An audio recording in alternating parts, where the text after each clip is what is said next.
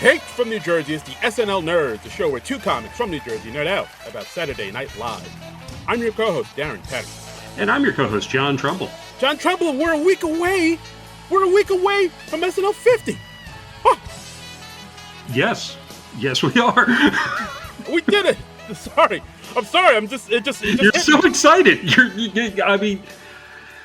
You almost always, you come in hot, and then I always have the choices like, okay, do I match his energy, or do I just try to be calm and provide a contrast with your energy? And I usually go with the latter.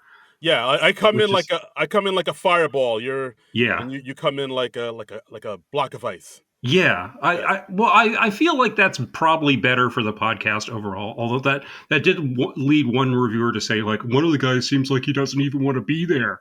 Oh, no, I want to be here. It would get relentless if we were both like, ah! Oh my God! Make us sound like angry pit bulls. Jesus. Yeah. Well, no, I mean that's exhausting to listen to, right?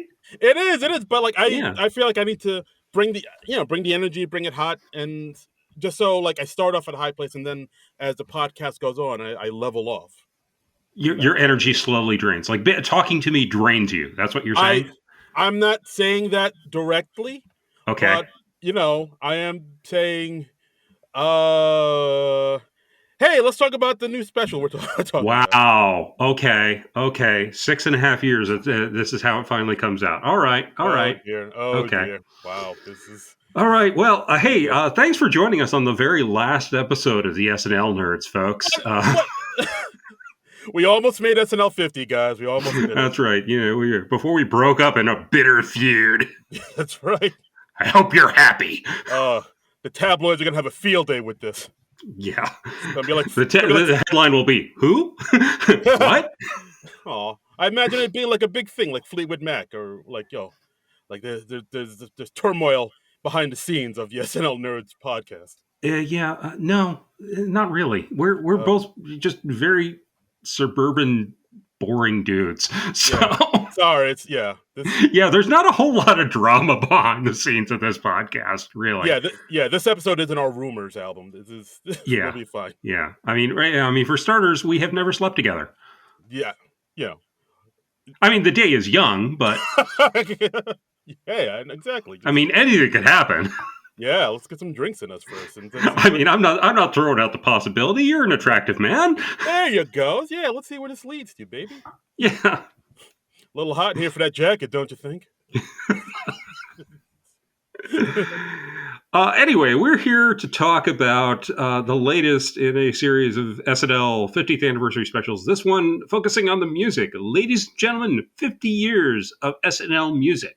I mean, normally, because we're recording this on Super Bowl Sunday, normally we would do like some football-themed movie or SNL related. But that's what we've done in the past. I know we did like the Longest Yard, and is that the only football movie we've done? I can't remember any others. No, we've done a bunch of other ones. I just can't remember off the top of my head. But we've definitely done like football-related movies.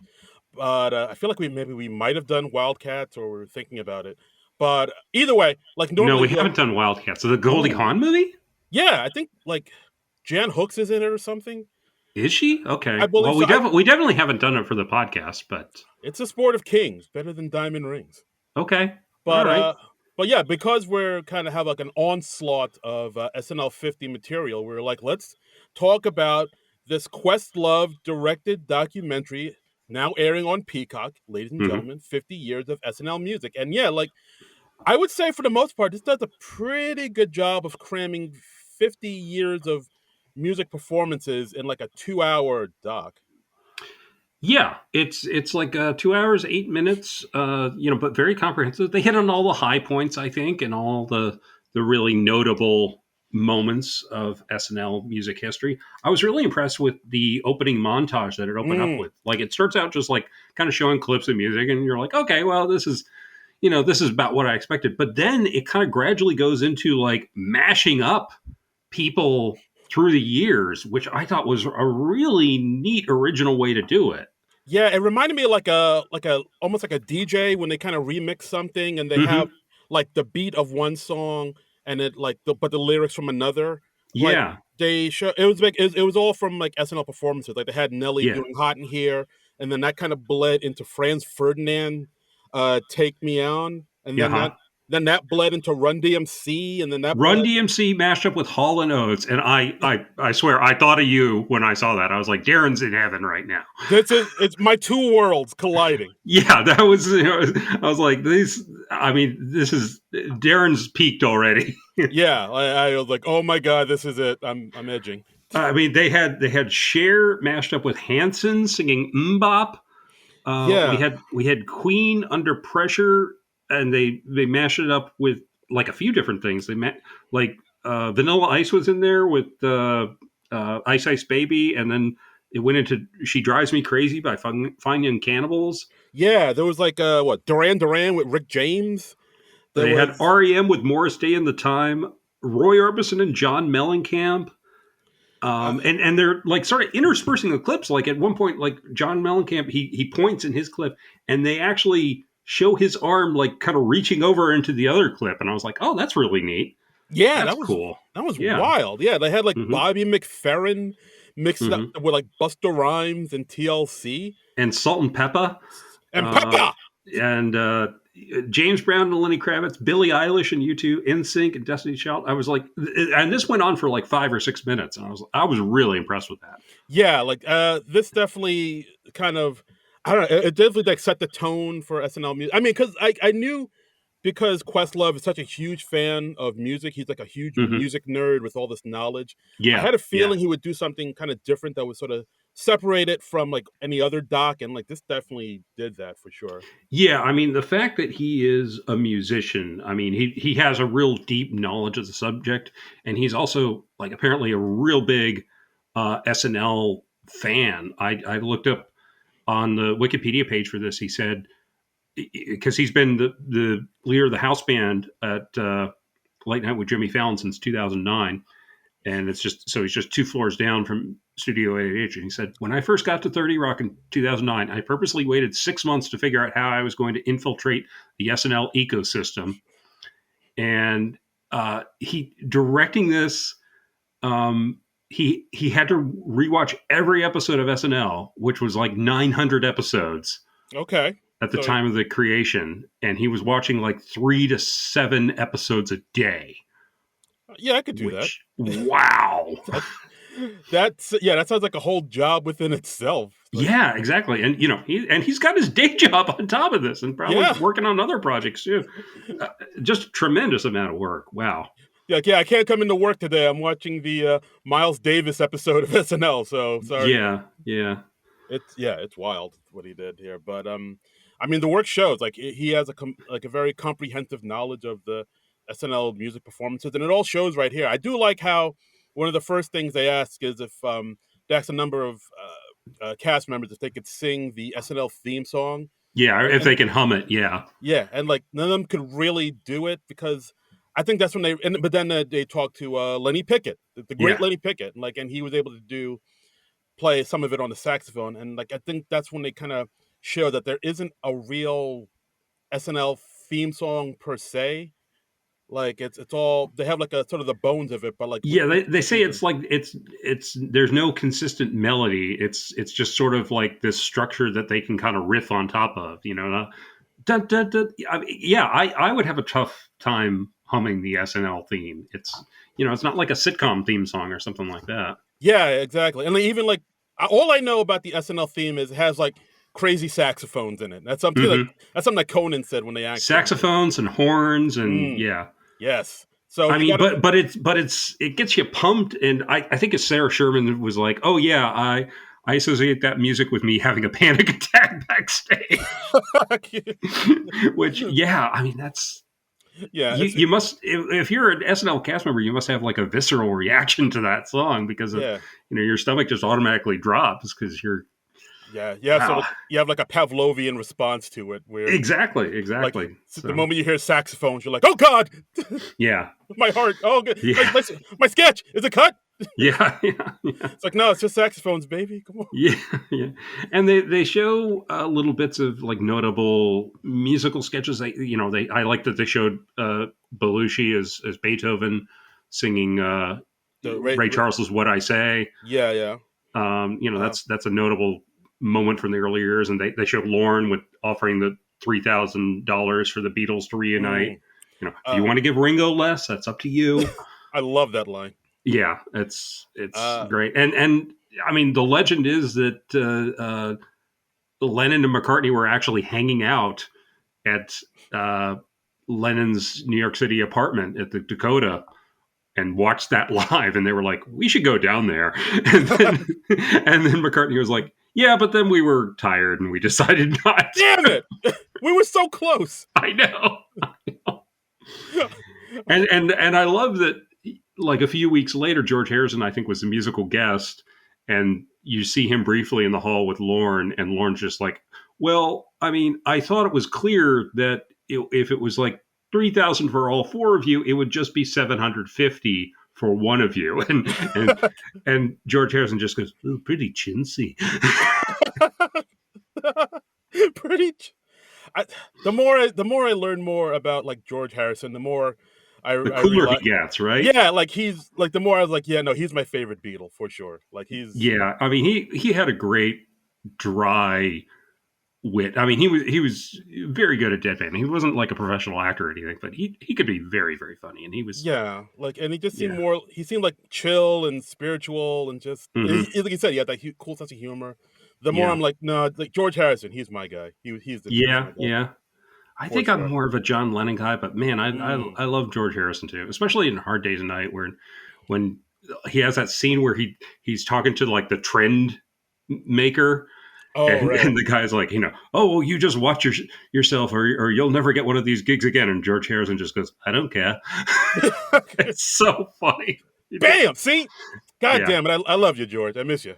yeah, he's great. He's It's great. good stuff. Yeah, but yeah, in SNL they showed, like you said, sketches that were music involved, like with Belushi, Hmm. Gilda Radner as her character Candy Slice, which is like I guess sort of a play on like what Patti Smith or something like that. Yeah, it seems very much Patti Smith. Yeah, I forgot to look up the name of Candy Slice, so I'm glad that you had that there. Hmm. Um, I Yep. was like, oh yeah, shit, I know this character. What's the name of this character? So yeah, it Yeah, was like, Candy Slice, and of course, then they talked about the big sketch that's like now so famous, Eddie Murphy as James Brown in the James Brown hot tub scene.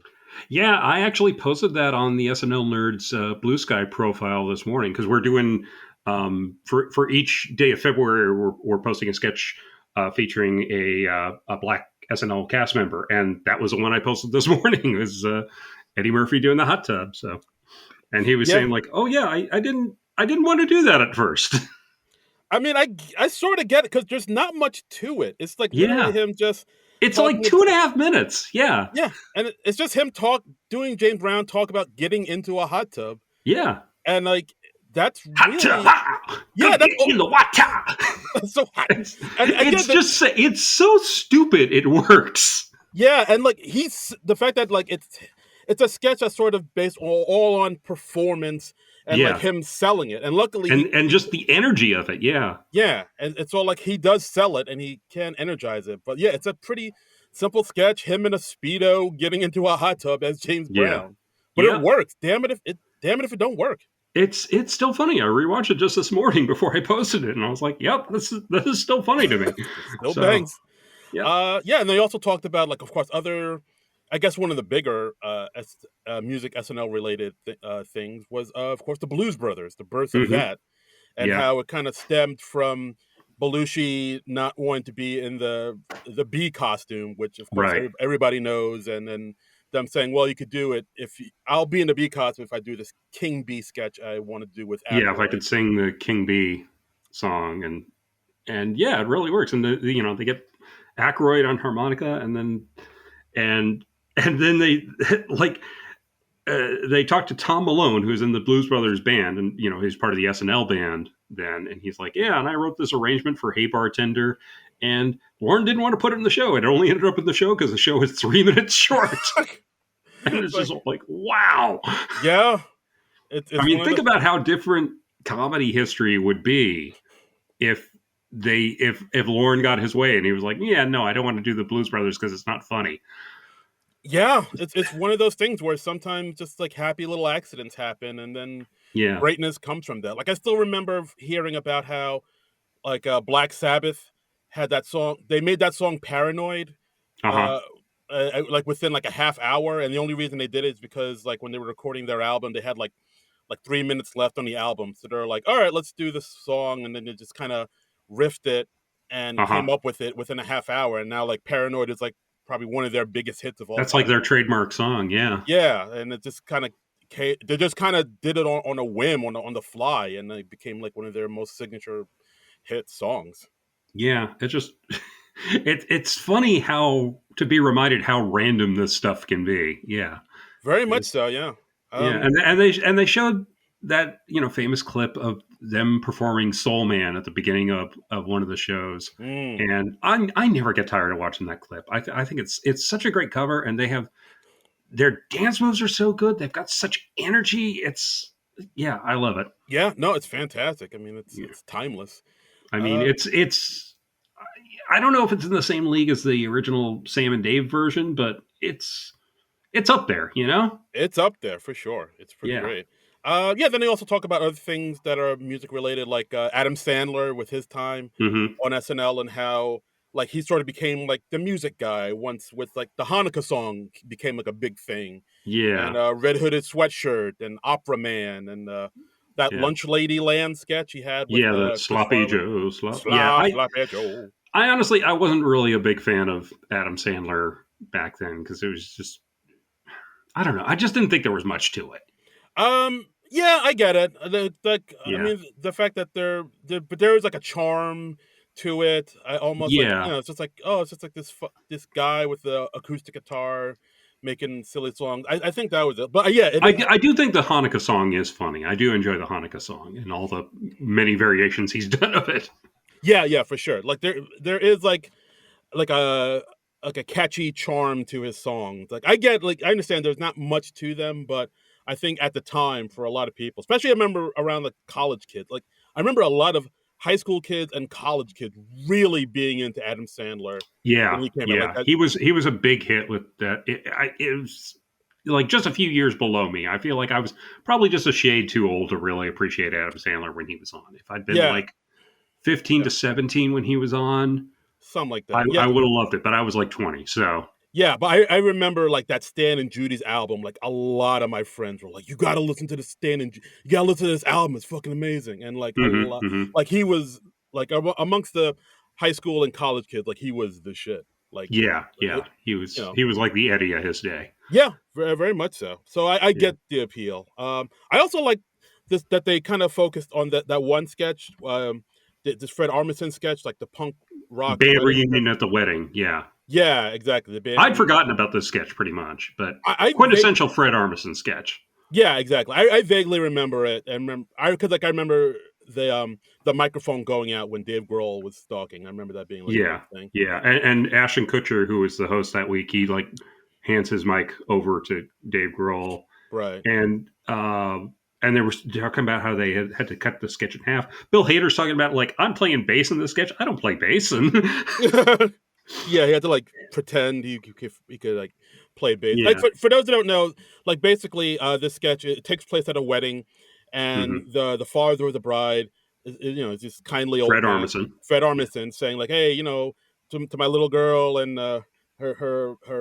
new groom, her husband, like I got my old right. band back together. We're gonna play a few little ditties for you, and Hope I don't embarrass myself too much. And he's being very like sort of nerdy suburban dad, and then they come out with this angry punk song, and they're knocking over the tables, and yeah, yeah, and like at one point, Fred like stage dives into the wedding cake. yeah, yeah, And like, yeah, it turned out that their old band was like this old punk rock band called Crisis of Conformity, and yeah. like they're singing a song about fist fighting in the parking lot, and just like thrashing out and just like kicking over shit. I think they interviewed Sarah Sherman. She said like she was really Yeah, jealous. she's a big fan of that sketch. Yeah, She's like, she's "Oh yeah, that's the yeah, greatest sketch." yeah, she's like a fan of the sketch. Like, oh, she's so jealous she wasn't able to be in that sketch. Yeah, and I mean, it's the last few years I really realized how how sincere of a music geek Fred Armisen is. I used to think, you remember like his little intro footage in the SNL opening where he's like flipping through the albums, and it's, Yeah, you know, he's like looking at like Sex Pistols and all, you know, he's looking through all the punk stuff, and I was just like, oh, that seems like kind of a poser thing. You're just trying to make yourself look cool. But no, now I'm like, okay, yeah, you legitimately like this stuff. yeah. No, Fred's a true music nerd. Like Yeah.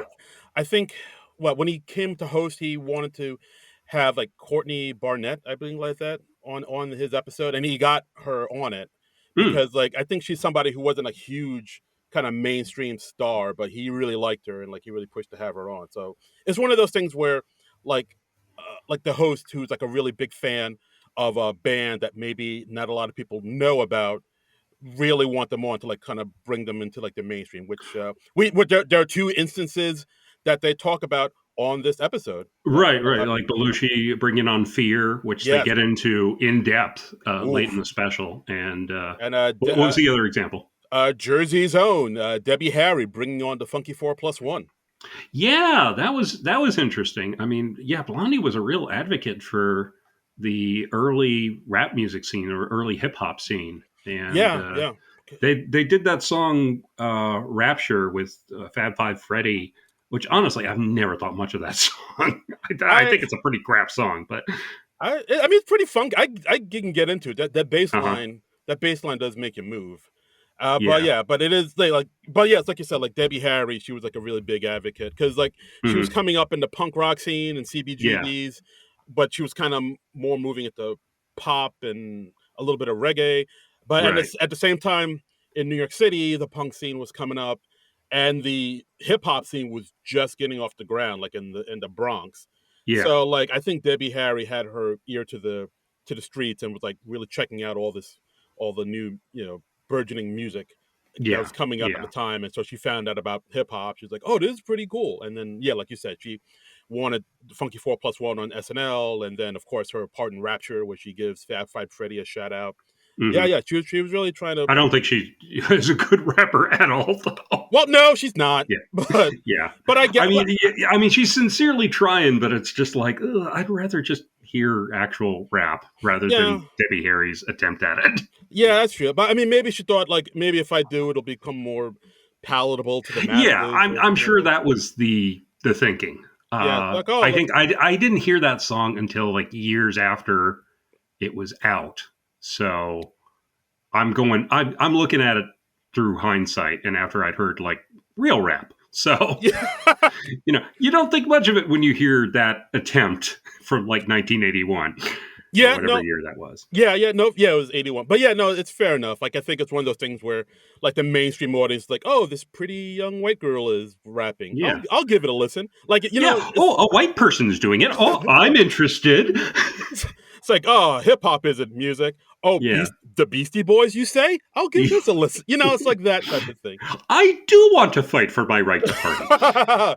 She And, is and speaking of that, they show a clip of when Prince was first on the show. He played the song "Party Up" in 1981, and they said he only got one song, and like he threw his mic down.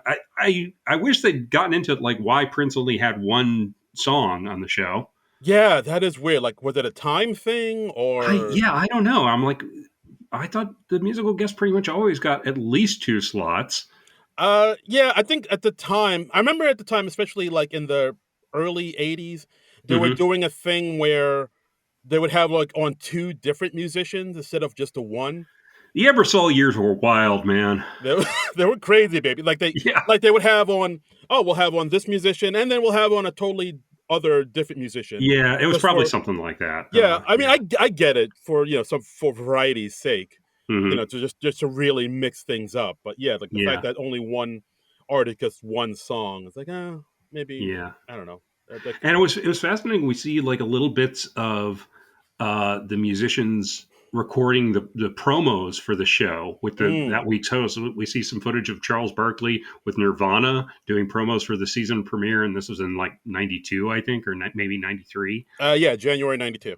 Okay, January '92. And Dave Grohl like talks very articulately about what goes through your head right before you're on air, and they were playing like "Smells Like Teen Spirit," And Dave Grohl was like, "Yeah, I had so much nervous energy. I was hitting the drums harder than I've ever hit in my life. I snapped my snare stick 20 seconds into the song. It could have been a disaster, Oh no. but there was enough of a break in the song. I was able to grab another stick. I didn't. Here's how dumb I am. I didn't realize that the two different drumsticks, that they were different types.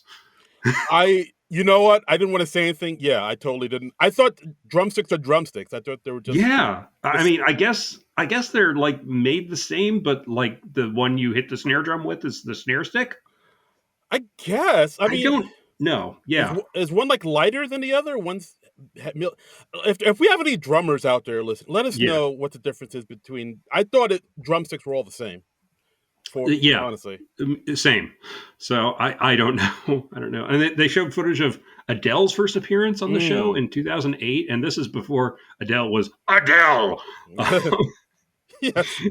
And they said, everybody was watching because it happened to be the same show that Sarah Palin made a cameo appearance on, and Oof. Yeah, that and was. she was like, right after she did the show, she flies back to England, and her album goes from 45 to number one literally overnight. Bam. So star-making performance. That was Hmm. that was something else. Yeah, that was.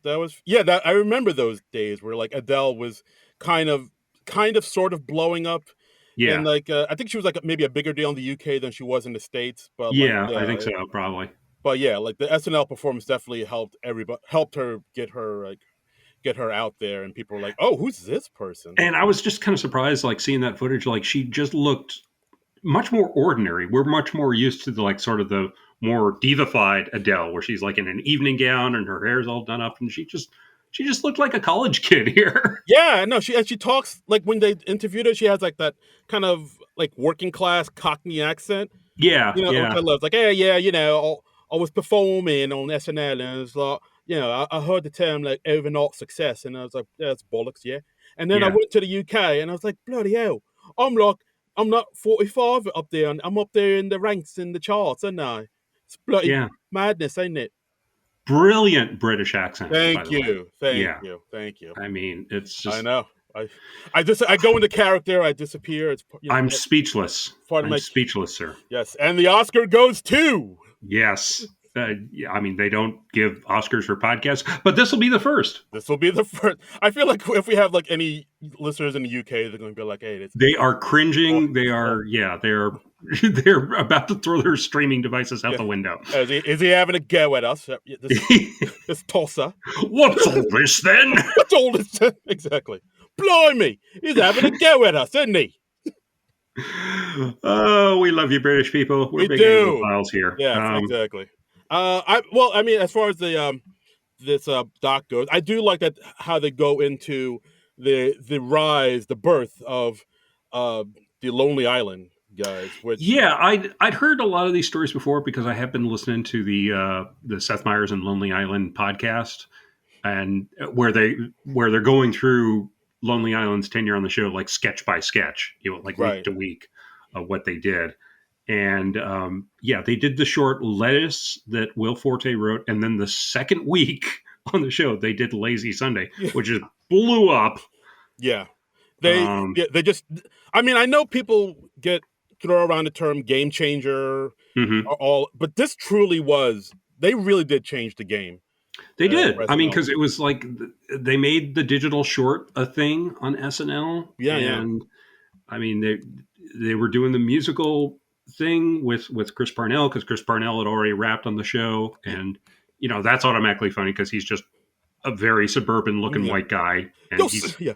he's a pretty excellent rapper. Yeah. Yo, Sandberg, what's cracking? Yeah. But yeah, like they talk about how Fallon was in LA, he was hosting the MTV Movie Awards, and Mhm. the Lonely Island guys were writing on the movie awards, and they were really funny. Yeah. And Fallon talked to Lauren. He's like, "Hey, you should give these guys a look." This is something that like they touched on a little bit on the audition documentary with the Yes. SNL 50, but like we get a little bit more deep into it. How Fallon was pretty much crucial to them getting on SNL.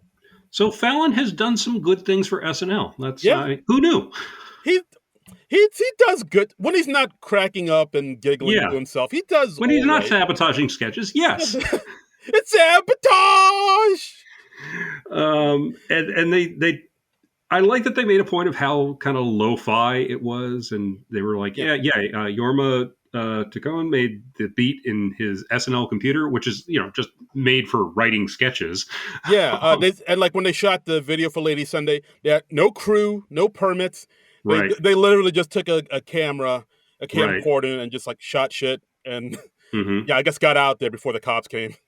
Yeah, and they talk about doing "Dick in a Box" with Justin Timberlake, Mm, and I mean, they came up with the song really late in the week, like Thursday night after drawing blanks on Tuesday and Wednesday for yeah, writing nights, yeah, and they're doing sort of a tribute to like early '90s hip hop with bands like Color Me Bad and I Want to Sex You Up. yeah. That was their thing. And yeah, but the fact I didn't know the fact that like they came up with this idea so late in the week, and they really Yeah, kind of shot. I think they came up with the idea on Thursday, and then they had to shoot it on like Friday. Again, like right, no permits or anything. They worked with Catrice Barnes, who's the music supervisor for the beat. right. Um, and like I think they had the idea. They told Lauren about it, and Lauren was like, "That's great, but this is going to go on the Christmas episode, so it had to be Just like remember, it's the Christmas show, and a lot of kids are watching. it's the holidays." They're home. They're home from college. They want to unwind. So give them something. Don't do something too outrageous. Exactly. So like they My shot. Lord's very Muppety this week. I don't know what's going on there, It but works. It works. I yeah, get it. okay.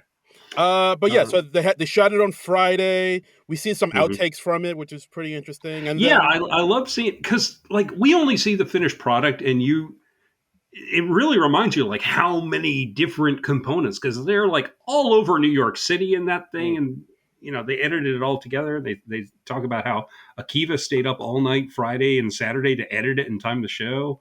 yeah, because like I Um, mean, out of the group, Akiva's he's sort of like the director slash editor of right, I guess he handles all like the behind the scenes technical stuff. So yeah, it was kind I of on guess so. him Yeah, to piece everything together. And yeah, it's like one of those things where I don't think anybody in the cast or crew knew what it would be until it aired on yeah. Saturday night. They kind of made the point that I think part of the reason it got on air was because they did it so late in the week, so it maybe it didn't end up going through the usual channels, and Yeah, so because I mean, you think about it, it is literally a song about a guy sticking his penis through a hole in a box and presenting it as a gift to a woman. That's wow, that's way out there. that is so wild. That is Yeah, yeah, and this is on network TV. yeah, like I feel like somebody like if this I guess if they had the idea for this earlier and Hmm. like, got it done earlier, they would have ran into more roadblocks, people saying, "Hey, maybe you shouldn't do this. Yeah, Maybe you exactly, can't do exactly. this." But like the fact that it was just down to the wire, Yeah, it got through because of that.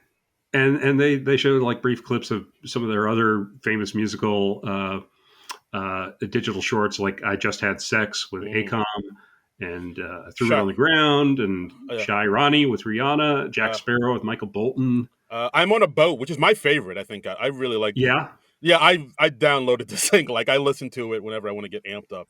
yeah, It's a genuinely damn good song. yeah. And I'm a big fan of "I Just Had Sex." that's a That's good just a one. really funny song, very funny video. Blake Uh, Lively and Jessica Alba are both in it woo. for random reasons. I also love "Jizz in My Pants" is a Yeah, bang. that's a very funny one. It's a banger. And Yeah, but yeah, it's like one of those things where yeah, once it came out with Dick in a Box. Oh, I think that I forget if it was nominated for Grammys or won a Grammy. I think it actually won a let's say Grammy. it won. Why Yeah, not? yeah. But I like don't feel like fact checking it, so let's say yes, it won the Grammy. yeah, but like the fact that they came out with this and they just had to keep on pumping these out was Hmm. it was so fantastic. I mean, to the point that after Lonely Island left SNL, SNL still kind of put out music Yeah, videos that were sort of in the vein of the Lonely Island, but not Lonely Island. right. Like the Three Sad Virgins thing with "Please Don't Destroy" and Pete Davidson that they did with Taylor Swift. Yeah, do it on my twin bed. Still Uh, funny. Yeah. come back, Barack. Like they like for a while, for a couple years after that, they were doing Hmm. music videos in the pastiche of Lonely Yeah. Island, which it shows how much of an impact they left. Yeah. Yeah. And let's see. Then they talk about kind of how they have a segment where they're talking about having the musical guests participate in the sketches, and they show like Paul Simon in the turkey outfit Mm. singing "Still Crazy" after all these years. That's from an early episode. I think that's from like '76 or something like that. Yeah, that's from way back in the day. Yeah. Way back. Um, They showed Chris Farley talking to Paul McCartney on that was awesome. Yeah, remember the time where you said, the love you take is equal to the love you make? Is that true? Yeah. I find that the more you give, the more you get. It's awesome. Awesome. And then the famous Stevie Wonder camera commercial where the gag was, the camera that's so easy to use, even Stevie Wonder can use it. Which is wild that he because I Yeah. guess if anybody else done it, that people would have said like, "Oh, you're making fun of a blind man." But like the fact Yeah. that he was in it and he was cool with it, Yeah. that's pretty remarkable. Yep. I don't know if that would be on the show today, but in the early Yeah. '80s, yeah. Wow. And it's Um, like, yeah, hey, I'm blind and this joke is funny. Let's do it.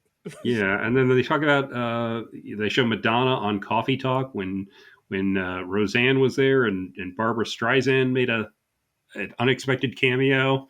Yeah, yeah. And it's like one of those things where like even because on that sketch it was Roseanne, Madonna, and Mike Myers, and they didn't Right. even know if she was gonna do it because Barbara Streisand is a pretty like private person. She's never been on SNL really. Right. I Well, don't. and she also doesn't like live performing. I think for a number of years she had like actual stage fright. Oh So she wow. was like a recording artist only. She wouldn't do like live performances. Yeah, but So like I think that was a big factor. yeah, so like they tried to get her on, and like she didn't know if she was gonna do it. She wasn't at dress rehearsal, so Yeah. they were like, "Hey, she might not come. She might." So the fact that when she does pop in, it is a genuine like, "Oh my god, it's like from everybody." Yeah. Like people Yeah. break character in that sketch. Yeah, Madonna, like, does a little hug and kiss, I think. And yeah, Yeah, everybody kind of freaks out. Mike yeah, Myers rolls with it the best, obviously. yeah, exactly. He's a man's a pro. And they show Aerosmith on Wayne's World, which I always like that appearance. That was a pretty great sketch for sure. Sibilance, sibilance, Sibilance. sibilance. Check, Check. check. Sibilance. Sibilance. Yeah, Tom Hanks was like the roadie, who was Yes. like, I think it was Wayne's cousin or something like that. And so he gets Wayne Aerosmith on, and he's like, Aerosmith is in my breakfast nook. Where I eat my nut and honey. Yeah, yeah, and that was a genuinely funny sketch. That was a good one. They talk about the Beyonce sketch with Hmm. Timberlake and Bobby Moynihan and Sandberg, which Yeah, is they also showed a brief clip of that sketch with Chris Stapleton. Get him back. I think it was, and oh it right, just yes. it just made me like regret that Chloe Trost is not on the show all over again. Oh, don't get me Whenever I started. see Chloe Trost in a clip, I'm just like, oh, God damn it! Don't get me Why is she started. not on the show anymore? Gone too soon. Gone too I'm soon. still mad. It really like if I think about it too much, I will get upset. It Like boggles the mind. uh, We should shame SNL and Lauren to bring Chloe back, man. wrong cast member got fired that day. Yeah, it ain't right. Yeah, it's. I feel like I'm in Walk Hard. The wrong kid died. It ain't right, boys. It ain't right. Yeah. But But anyway, you were talking about the Beyonce single lady sketch from 2007. yeah, well, they talked about that how Moynihan had the idea for it, and Hmm. Beyonce wasn't too wild about it, and how she like Timberlake kind of had to talk her into it by dressing Right, up as one of the backup dancers. Like he put on a leotard and high heels, right, and right. Beyonce was And like, he just unveiled himself, and she just cracked up, and he's like, "So that means you'll do it?" And so she finally agreed. "Yeah, absolutely." So I've heard that story before, but it's still amusing. I didn't realize that sketch was Bobby Moynihan's idea, though. That's very cool. That I did not realize, but like Yeah. looking at it, I like because that's something I probably would have thought was a Sandberg. It seems Idea. like a Sandberg thing, but yeah, Bobby Yeah, Moynihan, underrated SNL cast member, and of course, standing invite to be on our party bus. absolutely. Moynihan, we keeping a seat clear for you anytime. Yes, yes, We got a seat waiting for you, buddy. yeah, But I also liked how in this doc how they talked to the late great Hal Wilner and how he like that era of SNL where they were trying to bring a more avant-garde counterculture artist. right. I don't know when the footage from Hal Wilner was from because he just passed away like just a couple years ago, I think. Yes. Uh, And I remember seeing like how broken up so many people were about it. I mean, the man was obviously loved. He was like the music supervisor, I think, on SNL. Yes, absolutely. I can't remember what his exact title was, but he was obviously a one of those people behind the scenes who's a huge part of the show, and you never hear about him, but he's just beloved by everybody on there. And so I was so glad that he was in the special and that he had some sort of interview segments that they could use.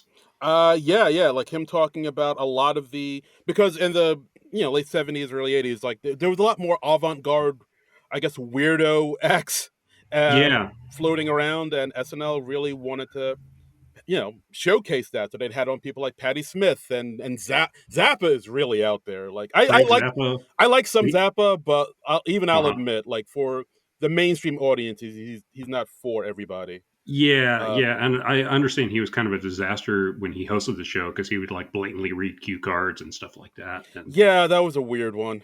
I And don't know. they show Devo playing the Rolling Stones song "Satisfaction," which is Yeah, that's a great cover they do. yeah. I mean, and it's so out there, but it's so in Devo's style. And Yeah, like Sun Ra, of course, Sun Ra, if you're into that.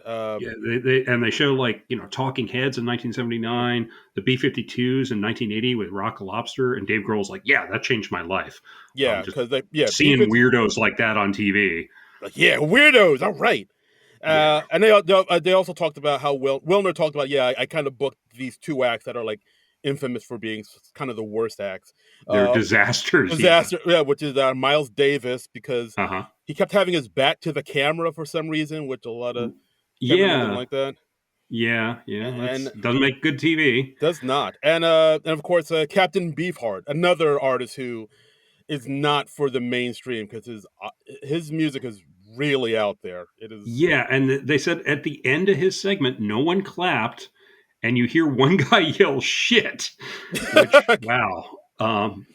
Yeah, I did not know about that. I And that's what's incredible about the special is you're seeing all these clips, and most of these clips aren't really in circulation because probably just because of rights issues. yeah, yeah, for Um, sure. It's so uh, yeah, so it was something to see. They did they show David Bowie from 1979 playing the man who sold the world, and oh yeah, with Klaus Nomi, who was like this really yeah, oh yeah, that's right, this yeah, really like avant-garde artist that was around hmm New York, hanging out with like Andy Warhol. It was really artsy art rock. Like, yeah, yeah, I mean, it's weird stuff, but like I can kind of get into some of the stuff. But yeah, again, like, I'm more refined than sure, the sure, yes. average person. But like I can see for a lot of people seeing this for the first time, it's like, the fuck is this weirdness? Yeah, It's and really they out had there. a whole they had a segment talking about like hip hop music on the show where they just kind of start with recent stuff and they're going back year by year. They showed a quick clip of that Little Wayne performance from 2018 that I really loved, Mm. and I know that's been pulled from YouTube, and I was very sorry because I would like go back and revisit that every few months because that just blew me away. Yeah, yeah. Like they talk about, a lot of the live performances, like DMX, Lauryn Hill, Snoop Dogg, Hmm. Public Enemy, LL Cool J. Yeah, Then they talked they go to back to Run DMC in 1986, and we yes, got we got DMC like saying like, oh yeah, well the Funky Four did it first, and then they talk about Blondie bringing on the Funky Four in 1981. yeah, yeah. And then they perform the first rap performance on national television, Funky Hmm. 4+1. Then they talked to Sha Rock, who is the female or the lady rapper of the crew, and I was like, yeah, Uh-huh. I was pregnant at the time I did that. I was kind of freaking out, Yeah, but like, yeah, and like DJ Breakout was like the first DJ in front of the camera, and it was like the first scratching on TV. Which yeah, like wow, yeah. I mean, that's 81. Yeah, like hip hop would have been like maybe 4 years old, if it was that. in its infancy. Yeah, Yeah, so like I mean all it was just basically a New York thing when yeah, it started out. I think yeah, so. yeah. Like if you weren't in New York, you probably wouldn't have known about hip hop at all at this time. Hmm. So yeah, it's like the fact that this was going over the airwaves it was a big deal. It was definitely a big Yeah, deal. yeah. I mean, it really drives home like what a countercultural show SNL was when it started out in the late '70s, early '80s, Yeah, and I don't know if it certainly isn't that anymore.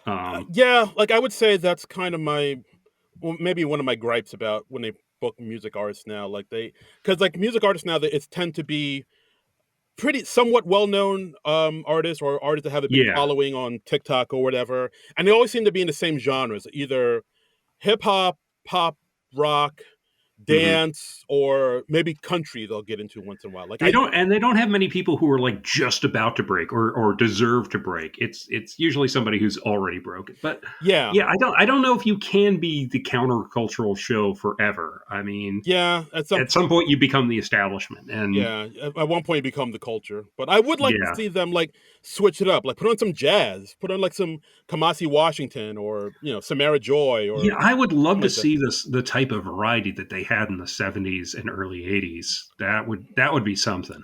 Yeah, like put on It's much more homogenized now. Yeah. yeah, put on some like some blues or I mean, I guess they put Hmm. on.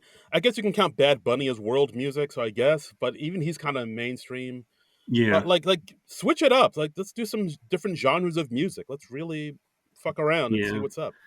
And let's see. After that, they had a segment where they're talking about when people are both the host and the musical guest, Mm. and folks like Billie Eilish and Miley Cyrus, who, oh god, she is like nails on a fucking chalkboard to me. I even her speaking voice, I can't stand. It's a very nasally. Like she constantly sounds congested. I don't Yeah, know why that is, but it just is. But yeah, yeah, like yeah.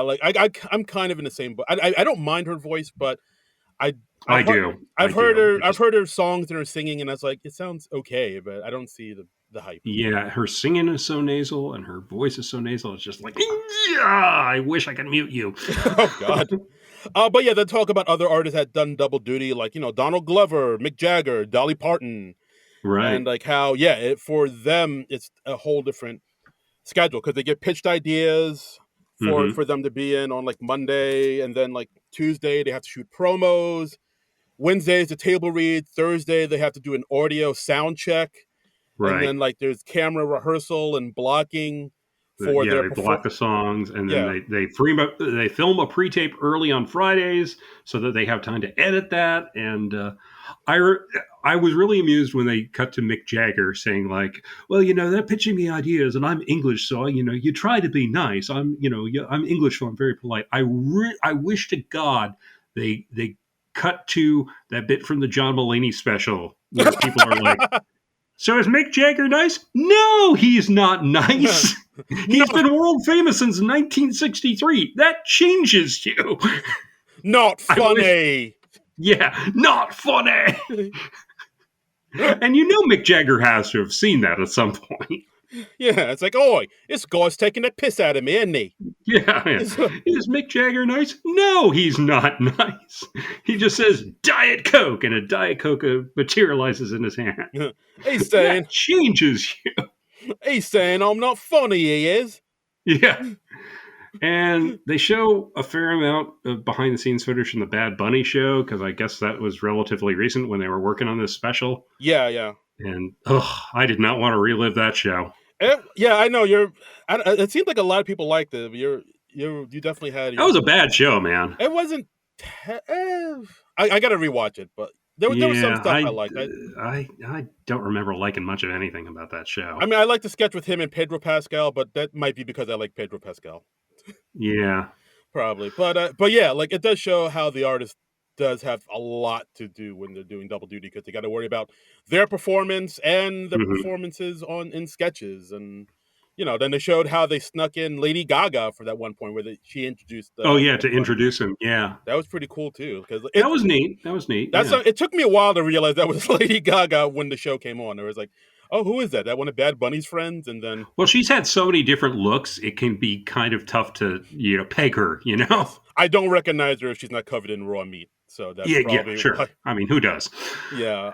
So also in the doc, I do like how they had one segment sort of dedicated to the whole Steve Forbes Rage Against the Machine Yeah, this was debacle. in 1996. Steve Forbes.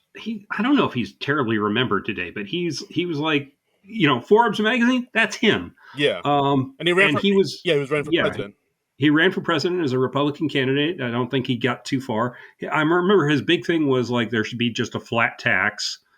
Who you paid like everybody pays the same percentage of their income, and Hmm. so the rich would pay more, and Anyway, the rich people didn't like that. I guess not. I guess not. I mean, honestly, I hear that and I think that might not be a bad idea. But yeah, I'm sure like anything, it'll be abused. But Yeah, yeah, probably. but apparently Rage Against the Machine was booked first, and then they hear that Steve Forbes was was booked as the host, and they're like, "Oh, okay." And Tom Morello is just like kind of rubbing his hands together in glee. Yeah, like I respect that from like because like I feel like Rage Against the Machine they're one of those bands that like really have convictions and like it's not an Yeah, act. They stand by that shit. They're like, no, fuck no, that's true. this. I mean, and he's outright says he's like, "Look, you booked the 'fuck you, I won't do what you tell me' band. Mm. What did you expect was going to happen?" Yeah, I kind of miss bands like that, like Public Yeah, Enemy and Rage and System of a Down, where they're like, no, we believe this and we stand by this shit, and like, yeah, fuck you if you're not down with it. Like, I feel like yeah, bands and aren't like and put they on had around. like they as sort of protest against Steve Forbes, they had upside down American flags on their amps, which are like the maritime signal of like trouble at sea. Yes, Um, and and they removed them, and then the roadies put them back down yeah, on the amps li- and ran interference yeah, like minutes before they were supposed to go on air, like seconds before. second, like the Yeah, roadie put them on, and then the yeah, SNL crew members took them down, and there was a bit of a brouhaha. yeah. Literally 7 seconds before air. Yeah, And then their second number for the show was cut, yeah, and and yeah, and Tom Morello talked about how Timmy C, another band member, went to go attack Steve Forbes in his dressing room, but Steve Forbes wasn't in his dressing room. His family was in there, and he had like a crumpled up American flag that was torn up. And yeah, and then like of course, because Steve Forbes has Secret Service because he was running for president, he got right, Rage was escorted out of the building, yeah, and like yeah, you don't see them in the good nights at all. yeah. And he says, "Yeah, I'm not in the good nights. Still went up to the after party though." And, Yeah, and Tom Morello is just he's telling this as like the amusing anecdote it is, but yeah, wow, yeah, no, that was something else. I respect that. I respect like any artist who is like, yeah, no, fuck this dude, or fuck this way of thinking because it's just wrong, Yeah, and that's why it gets into the Sinead O'Connor yeah. Well, discussion. honestly, it's like, well, if you book Rage Against the Machine on your show, what the fuck do you expect to happen? And it just kind of shows how it wasn't the countercultural show it used to be. Yeah, I think it's yeah, There's a long way between them booking Fear in 1980 and then Rage Against the Machine in the mid 90s. And yeah. I mean that is wild because like they do mhm. say like yeah, you could say whatever you want to on the show, this is free speech, but then something like this happens and it shows like oh maybe yeah, this is like when the show was becoming part of the establishment, Yeah, the machine that absolutely. Yes, that they we're were making. part of the machine that was being raged against, Yes. as in the name of the notable band Rage Against the Machine. Welcome to the See how it machine. all comes together? Yeah, It's just it all comes I'm together. intertwining my fingers right now. You can't see, Yes, exactly. But but I mean, I was never a huge Rage Against the Machine fan, but I respect what they did and what they were talking about. yeah. And at the time, like a lot of friends of mine were like really about this band. They were like, no, these guys are the real deal. They're like Bulls on Parade and all this shit. So like, Yeah. yeah, I good for them, but standing by their convictions and be like, yeah, no, this dude's a piece of shit. Fuck him. Yeah. And speaking of standing by your convictions, Sinead O'Connor Woo!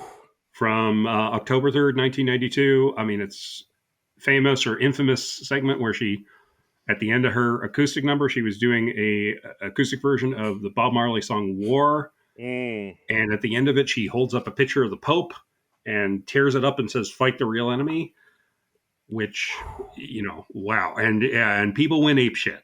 And again, like I vaguely remember watching this as a kid when it came. I think Hmm. but like the thing, I don't know if I understood at the time the severity of it, but I Yeah. do remember when she ripped up the picture of the Pope to fight the real enemy, how there was no applause at all, and it was Yeah, just they didn't turn on the applause sign very intentionally, and they actually show, or they actually, oh no, the director audio that was during the Ashley Simpson. I'm mixing it up, mm, but I remember watching this live. I was with my college buddy Scott Hume.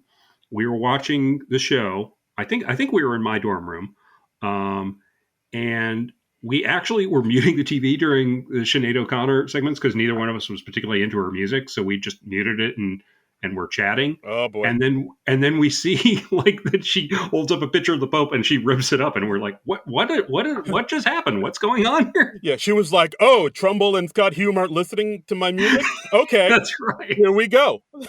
That's right. Um,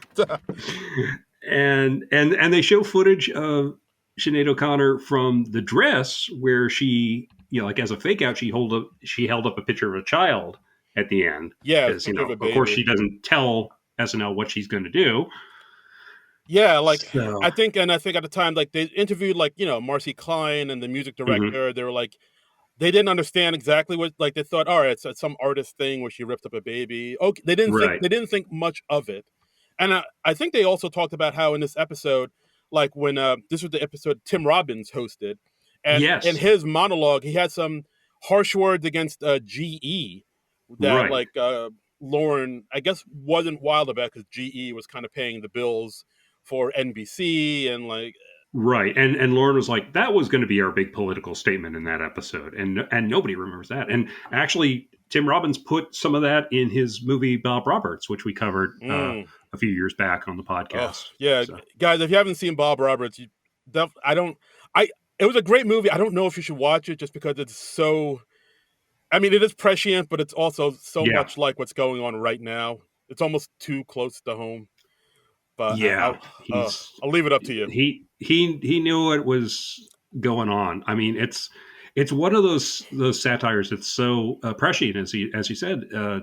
Yeah, it's It's like it's just like, wow, he called it all. it's depressing how much he got right. Yeah. Um, But yeah, and Lauren is talking about Sinead O'Connor, and he's like, "Oh well, there's part of me that just admired the bravery of what she'd done, and there was also the absolute sincerity."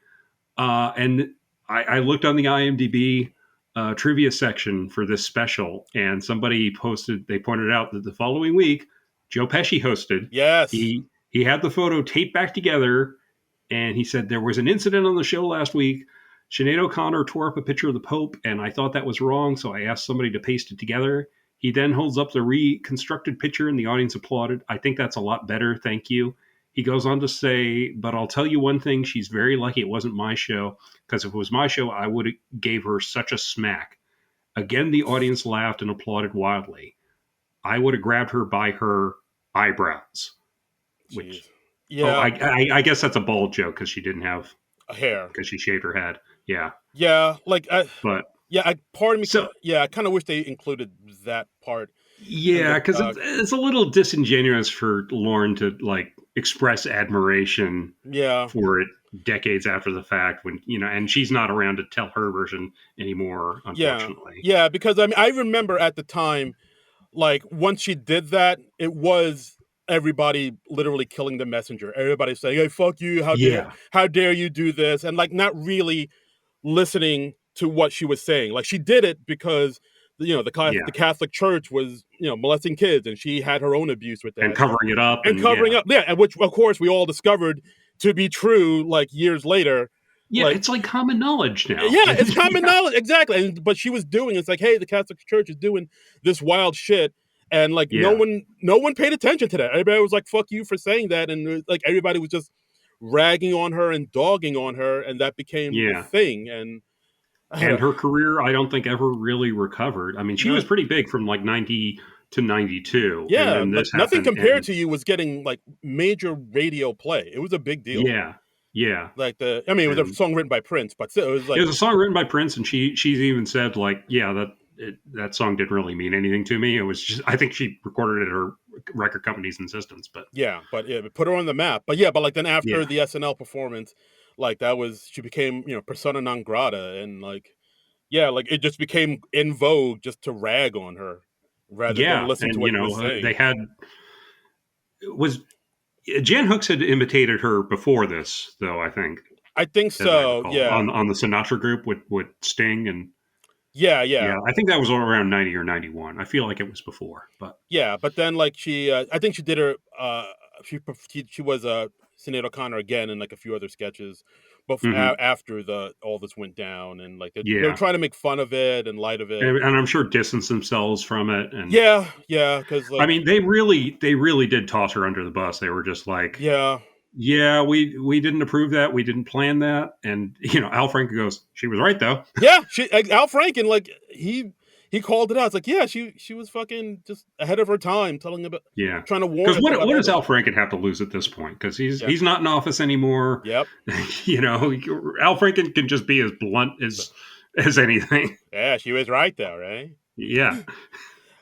But yeah, so I don't know. Yeah, it's a bummer that it went down the way it did, but yeah, like it's Yeah, I don't know. Looking at it with hindsight, what else could they have done? yeah, I guess so. I mean, you hope that they would have handled that better, but Yeah, I don't know. Hindsight 2020, I suppose. yeah, it's just a shame. She got a raw deal, She man. really did. She really did. Yeah, R.I.P. Sinead O'Connor. Rest in yeah, power. But then in the doc, they go into other things like impressions, like cast members doing impressions of musicians, like hmm Belushi doing Joe Cocker right next to Joe Cocker. yeah. In '76, that's incredible Yeah, because it's such a good impression. it's solid. I'm not usually a big fan of like doing the impression of the guy in front of the guy or Yeah, next to the guy. I it's mean, it's becomes almost a cliche, but I mean, back then it was a genuinely new and different thing to do. it is. It's kind of hacked now, and also I feel like Yeah. it's kind of weird for that person because they look at the person doing an impression of them. They become Hmm. you become like a little self aware or self conscious. Where you're like, oh my god, is that how I'm coming Yeah. off? Is that how people see Exactly. me? Exactly. Yeah. Is that how Yeah. people see me? Just doing my body distortions while I'm singing "Get By with a Little Help from My Friends." Yeah, and they show Eddie Murphy doing his Stevie Wonder and the famous Ebony and Ivory parody that they did Yes. with uh, uh, Joe Piscopo doing his Sinatra, and he was like, "Oh, I didn't want to do that at first because I thought it was very disrespectful to Sinatra," and I'm just like, "Oh, shut the fuck up, Joe Piscopo." Sinatra has Jersey mafia ties. Just didn't want to get whacked. Yeah,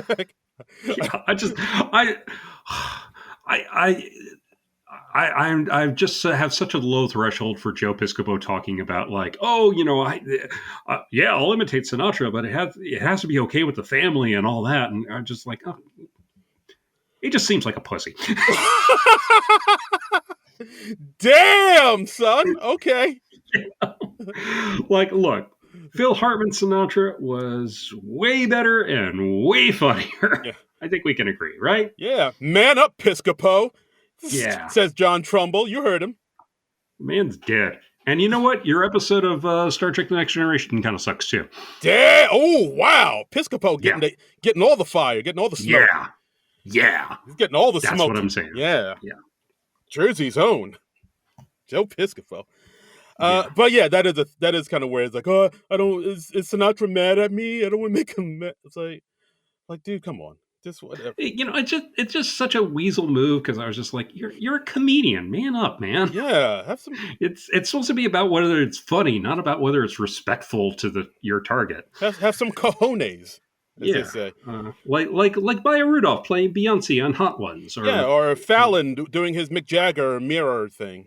okay. Well, I'm not going to hold up Jimmy Fallon as as an example of a gutsy comedian. you know, I can't sign off on that, Darren. Sorry, that gutsy, no holds barred comedian, Jimmy Fallon. Jimmy Fallon always out on the edge every week. I don't care who I offend. I did like he was talking about how he was pitching several ideas to Mick Jagger, and Lauren's like, well, go talk to him yourself. And that seems like such a Lauren thing to do. He just kind of throws you in the deep end of the pool Yeah. to kind of figure it out, and he pitches several ideas to Jagger, and he's like, well, like you could play Keith Richards, and Keith Richards has cloned himself so he could party with himself, and I'm like, that's not a bad idea, actually. I wouldn't mind watching that sketch. Yeah. But he was like, no, I don't want to do that. I think he did imitate Keith Richards on Weekend Update, as I recall.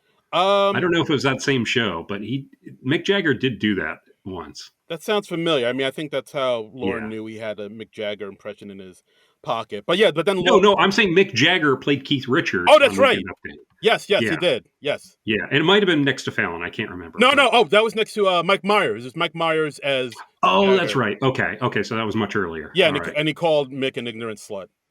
Yes. That was funny. That was funny. But yeah, like I think Fallon had the idea of doing the mirror thing, and he pitched it to Lauren, and Lauren was like, I don't know, that's been done before by like Lucille Ball and Groucho Marx. And so he didn't like it. So then Fallon had to go pitch some other ideas to Jagger, and he didn't like any of them. And then Fallon was like, "Well, I got this mirror idea," and then Jagger was like, "Oh yeah, I love that. I'll do that." Yeah, and so then Fallon has to go back to Lauren. He's like, "Okay, I got good news and bad news. Good news is he's going to do a sketch. Bad news is it's the one you didn't like and thought was really hack." Ah, got him. Because he's like, because Lauren is like, he immediately, I guess he's just such an encyclopedia comedy. He's like, oh yeah, the Marx Brothers did that. Lucy did that with Harpo, and it's it's pretty good. And yeah, and then as the doc goes on, we talk about the stuff that probably stuff I Yeah. really like to know about, the stuff where things go wrong during live performances. They touched on the time when Cypress Hill was on, and one of the members lit an actual joint on stage, even though he was told not to. And he's like puffing weed on live TV. And then they get into what I'm guessing is probably your favorite part, Trumbull, the great Elvis Costello. Well, I mean, it's such a famous moment on the show. This is the moment from December 17th, 1977, when Elvis Costello was on the show. He was like, Elvis Costello and the Attractions were a last minute substitute for the Sex Pistols, because the Sex Pistols couldn't get their visas worked out in time. And that's why the drummer is wearing a T-shirt that says "Thanks, Malk." That's for Malcolm. What's his face? Malcolm McLaren, the guy behind the Sex Pistols. Oh, I know that. So, and Elvis Costello, British dude, he says, I'd never seen SNL until I was on it, because he's off there in England. They're not getting SNL over there yet. Right. And this story's been told so many times in so many ways. So this segment didn't have much in the way of surprises for me, because it was all stuff I'd known or heard from elsewhere. Right. So for their second number, I think their first number that night they did Watching the Detectives. Right. And that went fine. Second number, Elvis starts to play Less Than Zero, which, as he says, it's a medium tempo song. He didn't really want to do it. His record company wanted him to do it. It was a song from his first album. Mm-hmm. So it was kind of an old song for him at that point. Right. And it's also all about British politics. So most of the references would have been kind of lost on US audiences. So he plays like maybe a bar or two of it, and he just stops and says, "Sorry, ladies and gentlemen, there's no reason for me to do this song here tonight." And then he just prompts the Attractions to say, play Radio. And he has said that he was inspired to do that because there was a Jimi Hendrix appearance on, I think, the Lulu show, where Jimi Hendrix was started playing one song and then decided to play another one instead. Right. And I actually just rewatched a clip of Elvis Costello talking about it on Howard Stern. He just says, anytime anyone does something outrageous on that show, we get some free publicity out of it, because they kind of trot out that old clip or that old story again. Nice. And he also made the point of now that'd be on social media the next day. But, back then in 1977, it was just in the paper the next day. Right. So, okay. And they talk about, the legend is that he was banned from the show, but then they show a series of clips of all the other times Elvis Costello has appeared on the show. Yeah, like he performed back in 89, and they show him singing Veronica, I think when Mary Tyler Moore hosted. Then he came back on in 91, and then they showed Singing The Other Side of Summer. Yeah. And this is like 89 to 91. This is like right when I was starting to get super into Elvis Costello. Oh, nice. Okay. And then on the 25th anniversary show, which aired in 99, he parodies that 1977 appearance where the Beastie Boys starts playing Sabotage, and then Elvis Costello comes on, interrupts him, and says there's no reason for them to play this song here tonight. And then he plays Radio with the Beastie Boys as his fucking backup band. Woo! Which is, wow. That's a baller move. It's a baller move, yeah. Like it's one of those things. Like, if I think at the time, I thought it was really cool, but I wasn't maybe super familiar with the whole like Hmm. backstory. But like Yeah, once I got familiar with it, I was like, oh, okay. I appreciate it to a whole yeah, nother yeah, level. But yes, yeah. I thought. See, with the story I heard, because like I thought he was told specifically not to play radio, and he did it like in defiance of Well, of that. yeah, well, yeah.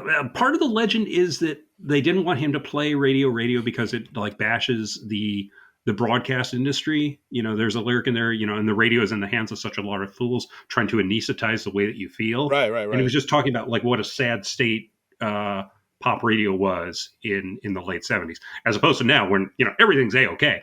Uh, It's the but best. but I'm a little more inclined to believe Elvis's version of events because I think he has a little less reason to lie. Um, and he's just like, yeah, my record company wanted me to play the other song, and I was more pissed at my record company than at SNL. Like, I don't think SNL really meant anything to him. Right.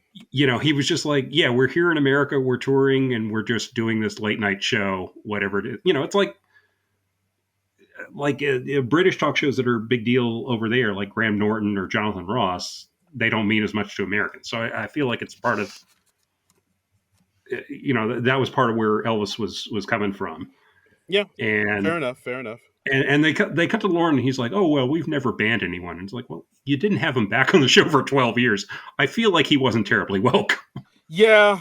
I mean, I again, yeah, I heard he was like furious just because they went over time Yeah, and that messed with the timing of the whole show. right, right. But they didn't And I, really I totally touch get on that that. from Lauren's perspective. And like part of the legend, which I'm sure Lauren will never confirm, is that like he supposedly rushed down and like as you see Elvis Costello performing that, Lauren is like right off camera giving him the finger because he was like, Elvis was fucking up his show.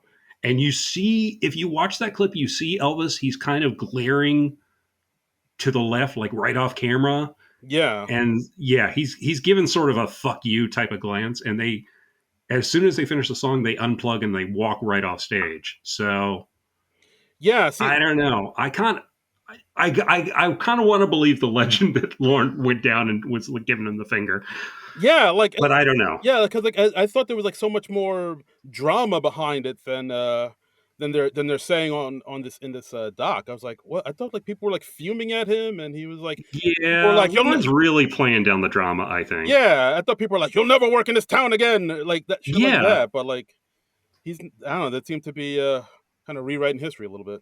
yeah, I think so. I think Lauren has just kind of now recognized it's become part of the legend of the show. So Yeah, I suppose so. I doubt it does him any good to be like, oh yeah, I was really pissed and I never wanted him on the show again. Yeah, that's Like if it, like okay, if Elvis Costello ended up being like a flash in the pan guy who was near forgotten and this was the only reason he was remembered, right, right. I think Lauren would be more blunt about it. You Hmm. know? Fair enough.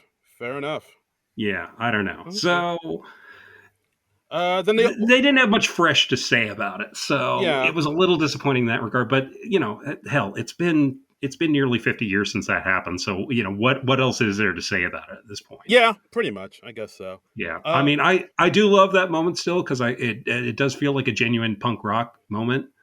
yeah, for Um, sure. Like that's a punk rock moment. I I'm, mean, it's not as genuinely punk rock as what Sinead O'Connor did, I though. was about to say that. Yeah, that's Yeah, like what Sinead did. That yeah. was really ballsy. That's like, I mean, Elvis played a different song. yeah, Sinead O'Connor like actually put her career at risk, and that yeah, that is a that is way riskier and edgier and more punk rock yeah, than exactly. that. And I like Elvis Costello is like my favorite musician of all time. So, Yeah, but still, What Sinead did, that took some real guts for sure. yeah, That's yeah, like something like all these like when a comedian is, sort of brands themselves like, oh, I'm an edgy comic. I do whatever I want. No, no, yeah. Sinead really did what it like Anyone who says they're edgy usually isn't. I exactly. find, you know. Yeah, for sure, absolutely. But yeah, then the doc goes on to talking about the Ashley Simpson incident, which happened back in 2004, I believe. 2004. I remember this one very strongly too because this actually aired on the weekend I went to my 10-year college reunion. Ooh, And I flew down to Evansville, Indiana, and I was seeing that, and I was I think, back in my hotel room, and I was catching at least part of the show. And yeah, so I remember watching this live at a hotel room in Evansville, Indiana. Yeah, yeah, like, this is one of those, and then, again, another one of those infamous things. I remember watching Mhm. this live too, where Ashley Simpson was the musical guest. It was the, Jude Law episode, Right. and, I love how Bowen Yang says, I was 13 years old and I was very sexually confused because Jude Law was the host. he's a handsome man. He's a handsome Oh, Bowen. oh, Bowen. And, but yeah, like, the first number they performed went fine, and then the Yeah. second number, that's the one where things were messy because they talked about how uh Ashley was having some voice issues, so like at Yeah. dress rehearsal, so they were like, all right, well, maybe we'll just the first song you do a lip sync, and then the second song you can sing if you're up to it, but then as No, no, they were saying she did the plan was she was going to do the first song live and then lip sync the second song. And then somehow by the time they got to the live show, she was lip syncing both songs. right, exactly, and that Yeah. right, and then so in the second performance, the drummer was playing the beat for the first song, and then the bassist and guitarist were coming in for the second song they were about to play. Well, I think it was just somebody queued up the wrong track, Yes, right? yeah, I believe that was it. It was like Yeah. so there was like a little confusion there, and that, but then you heard her voice singing, Right. and Before she had the mic up to her face. yeah, so it was literally everybody like on Yeah. stage saying, what's going on? What do we do And now?" she doesn't know what's, I mean, it's like that Milli Vanilli moment where you see them on stage and their backing track skips. Yeah, and so she does You've that. seen that where it's like, girl, you know Yeah, it, girl, you know oh my it's, god. yeah. That, And they just run off stage because they're so, I mean, that was her equivalent of that. yeah, it very much so was because like she started doing a little dance, and then Yeah. in the doc, I do like how they include like what the crew was deciding to do. It's like, what do we do? Do we go to cut the bumper, cut the commercial? Yeah. Yeah. Like you heard the confusion and They panic. put in the director's mic and she's like, what's going on? What are we doing? What are we doing? I Yeah, mean, yikes. because yeah, that song ended really abruptly because what else could they do? And I remember the good nights.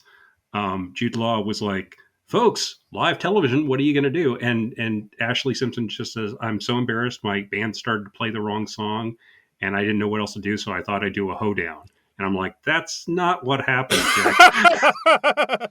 That's you were lip syncing, and you were caught lip syncing." My band fucked up, not me. And I'm you're good. yeah, and now you're throwing your band under the bus, and Everybody gets thrown under the bus. But I mean, yeah. it is a thing where like after this happened, her music career never really recovered. Oh no, It was that no, was kind of this was yeah. kind of it. They did. She did come back to the show. Um, they did have her back on, and I think she sang live. And I remember her introducing it and saying like, "This is a song I wrote after the last time I was on SNL." Mm. But I mean, it was kind of like Milli Vanilli. It's like people just weren't having it. Yeah, people just like, all right, well, how do I know this is real? Like, yeah, like Yeah, the mask had slipped off, and exactly. people were I still mean, yeah, excited for people it. were like, "Fool me once, Yeah, shame on you. Fool me twice, shame on me." but yeah, I remember this being like a big deal when it came out. We're like, Ashley Yeah. Simpson doesn't sing her own songs. I like that they were upfront about the fact that the show was in the loop on that. They were complicit Right. because I guess how can you deny it? Yeah. Very true. Very true. So Yeah, but then they also I liked how the doc talked about another infamous performance on the show, the time where Fear came yeah, on the Halloween episode that was aired on Halloween night. yeah. Then 1981, Donald Pleasance was the host because Halloween, Hmm. and they talked to Lee Ving, who was the lead singer of Fear. Because I am a comedy geek, I know him mostly as Mr. Body in the movie Clue. You're Mr. Body. Yeah, and I mean, they were booked on the show because John Belushi was a big fan, Yeah. and Belushi was like, "You should SNL, you should bring this band Fear on." Even though Belushi wasn't a cast member, he still had so much influence on the show that he was able to get them to book this band, and I think he agreed to do a cameo in the show Yeah, and he if they booked this band. he did a really quick cameo in the cold open. Like I think is Yeah. in the cold open, if I remember, it's like it takes place in like a men's room. I think where Hmm. where the host is talking to himself or something like that. And then after he leaves, like John Belushi literally comes out of one of the stalls, does his little Yeah. eyebrow arch, into the Oh yeah, it's camera. like a nonverbal Yeah, cameo, he doesn't. right? No, he doesn't talk at all. He has no lines. He Right, just comes out, looks into the camera. He doesn't even say live from New York on Saturday night. right. And then like that's it. That's all he does.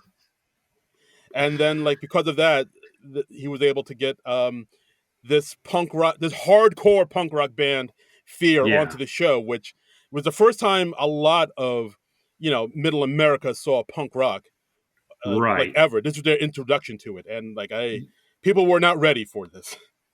And they brought in actual slam dancers, and they're going up on stage and they're slamming into each other, and I mean, Yeah, I think it leaving. was interesting to see it. They showed most of the performance, and I'd always heard about this more than I'd seen it. So Yeah, it like was neat to see what it actually was. I think they were Lee Ving was talking about the lyrics to one of his songs about how Beef yeah bologna. she wants my beef bologna, Yeah. which of course it's a song about deli meats, and Sure. Yes. New York's all right if you like saxophones, which I all right. But yeah, Yeah. just all the madness and slam dancing. Because I think that, like you said, they had like a bunch of slam dancers in front, and but then Yeah. behind them was the regular, audience from like the Midwest. And And they say Belushi was there, like just off stage in the crowd, but he doesn't show up on the tape.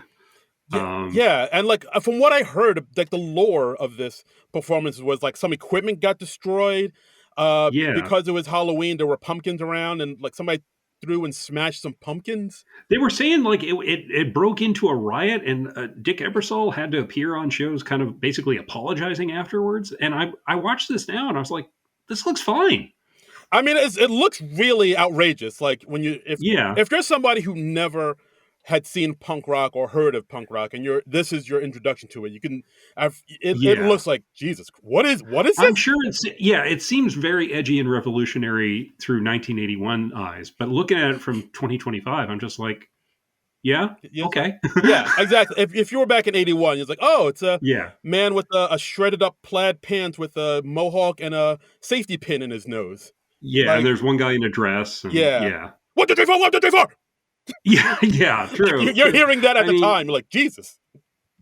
yeah, yeah. I mean, it was like, oh, this is right from Satan himself. Oh, Um, this is the devil music.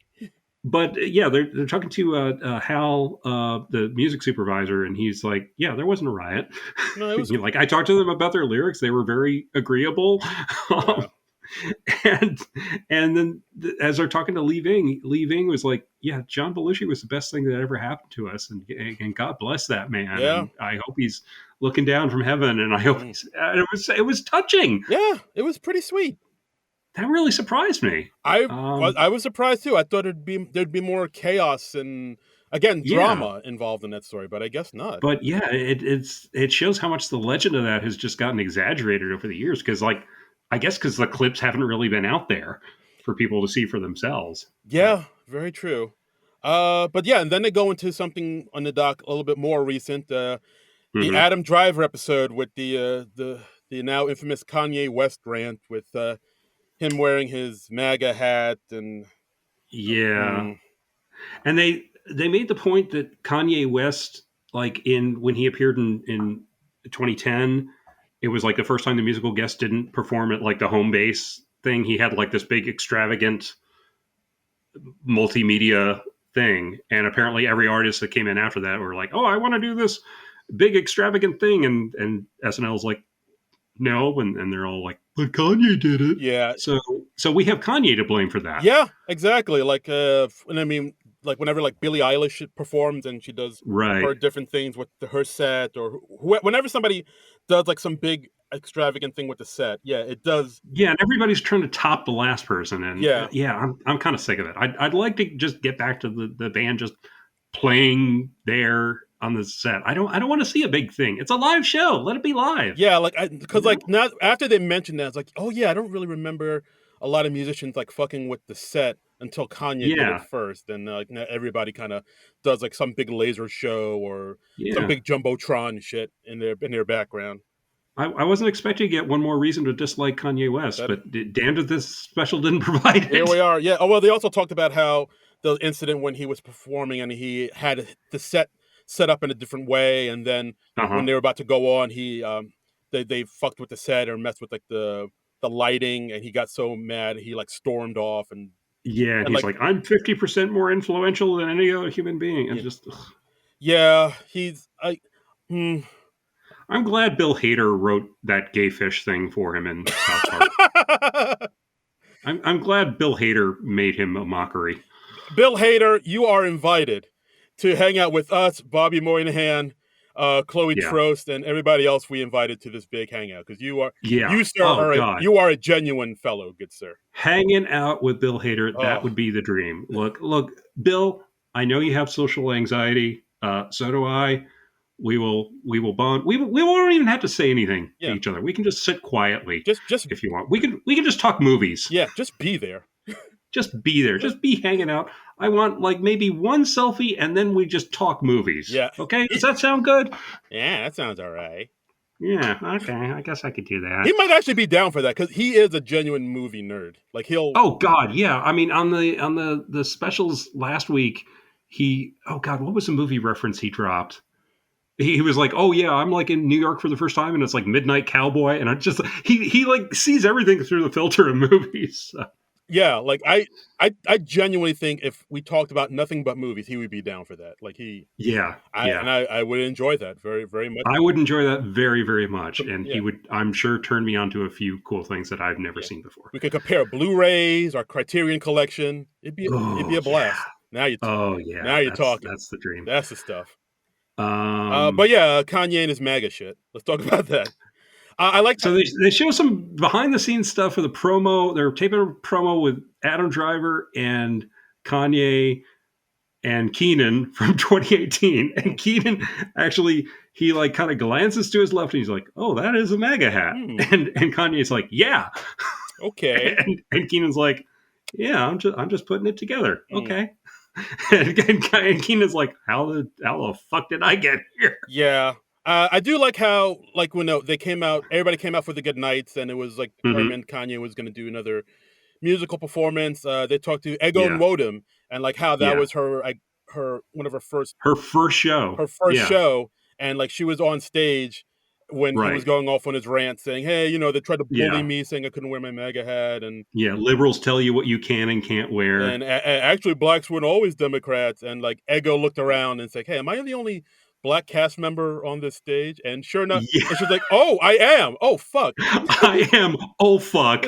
What do I do? This is my first show, and she's like, just keep a neutral expression so I don't look like I'm endorsing this. But Yeah, it's in hindsight, I think this was the moment where I was like, "Yeah, I fuck Kanye. I can't continue on with this because he." I Uh, when was it that Obama? I think it was shortly after this that Obama was giving an interview and he was like caught on mic saying like, "Yeah, he's a jackass." I think yeah, like he was I just. think it was after this. It might have been after this, or like when he said, Yeah, I don't know, like yeah, and of course, even now, like he's in the news saying outrageous shit. Like it seems like that's what yeah, yeah, he doesn't even make music anymore. He just makes outrageous shit. He yeah. just No, makes he's just controversy. yeah, he's just there to be a provocateur. Yeah, and Like he had his wife being naked or nearly naked at the yeah, I Grammys. was like, dude, I think. what are you doing? Like, and it's a bummer because his music was extremely very good. Like his Right. first 4 or 5 albums were fantastic, and I liked them. But now he's just this controversy machine who just says outlandish shit, and like Yeah. I can't stand by any of this, and I can't excuse it. So I'm like, God damn it, you're You so see, good. it's much tougher for you because you were a genuine fan of the guy. I was never like particularly a fan of his music or even particularly knowledgeable about his music. Right? So it's very easy for me to write him off. Yeah, no, I get it. I get it. I mean, I'm Um, sure there are other artists and comedians who I have mean, horrible. I've had that with Louis C.K. I've Mm, very recently had that with Neil Gaiman, where oof. it's like you were a fan of what they did, and that was somebody you looked up to, and then you read about all the heinous shit they did, and you're like, oh Right. shit, Yeah. how can I, in good conscience, support this person? But you can't like really expunge that stuff because it's part of your psyche. Yeah. It's one of those So things yeah, where I don't know. Do you accept the art but not the artist type of thing? yeah, Like you had the same thing when Josh Whedon stuff came out or right, whoever. Or, I'm sure people who love Woody Allen, they have their right, thoughts about what he's done or whatever. Roman yeah, Polanski or whatever. It's it's a difficult thing to. I mean, yeah, it's a tightrope act every time, and I'm generally pretty good about separating the art from the artist, Mhm. but yeah, sometimes it's just like, oh god damn Yeah. it, why couldn't you be a halfway decent person? We were all rooting for you. Yeah, How dare you? All right, but was that America's Top Model? Was that an America's Top yes, Model reference? yes. Okay, How dare yeah, you? We were all. I was rooting for you. We were all rooting for you. How dare you? I've seen that meme. I don't know the context of it really, but Yeah, yeah, she's getting very upset. yeah. It's like some. I think one of the performers or one of the people on the show were like did a Yeah, heel turn or something that he right. wasn't cool with. But it's What is the name of the host of that? I'm picturing her and I'm blanking on her name. Tyra Banks. Tyra Banks. Thank you. Yes, yes, I yes. was like, I don't know why the name Tyra Banks went into my head because I do know who Tyra Banks is, Yeah, but she was a big deal in the '90s. She was everywhere. yeah. And then now she has that show, but she was Does she still have her talk show? not Okay. the talk. I don't think she had the talk show, but I thought she still had the show Next Top Model, doesn't she?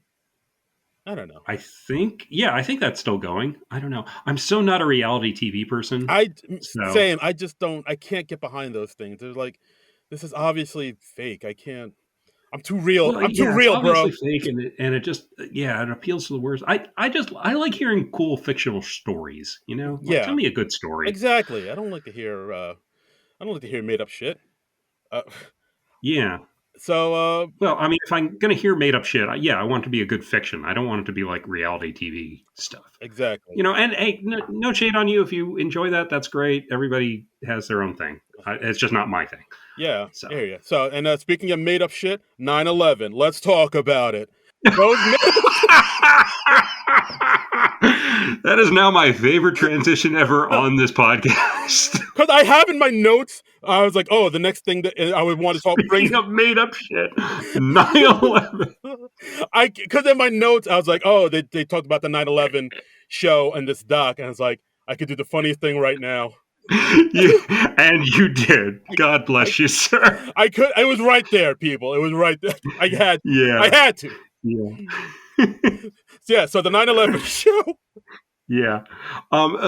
So it's like September 29th, 2001. So we're just like a couple weeks removed from 9/11.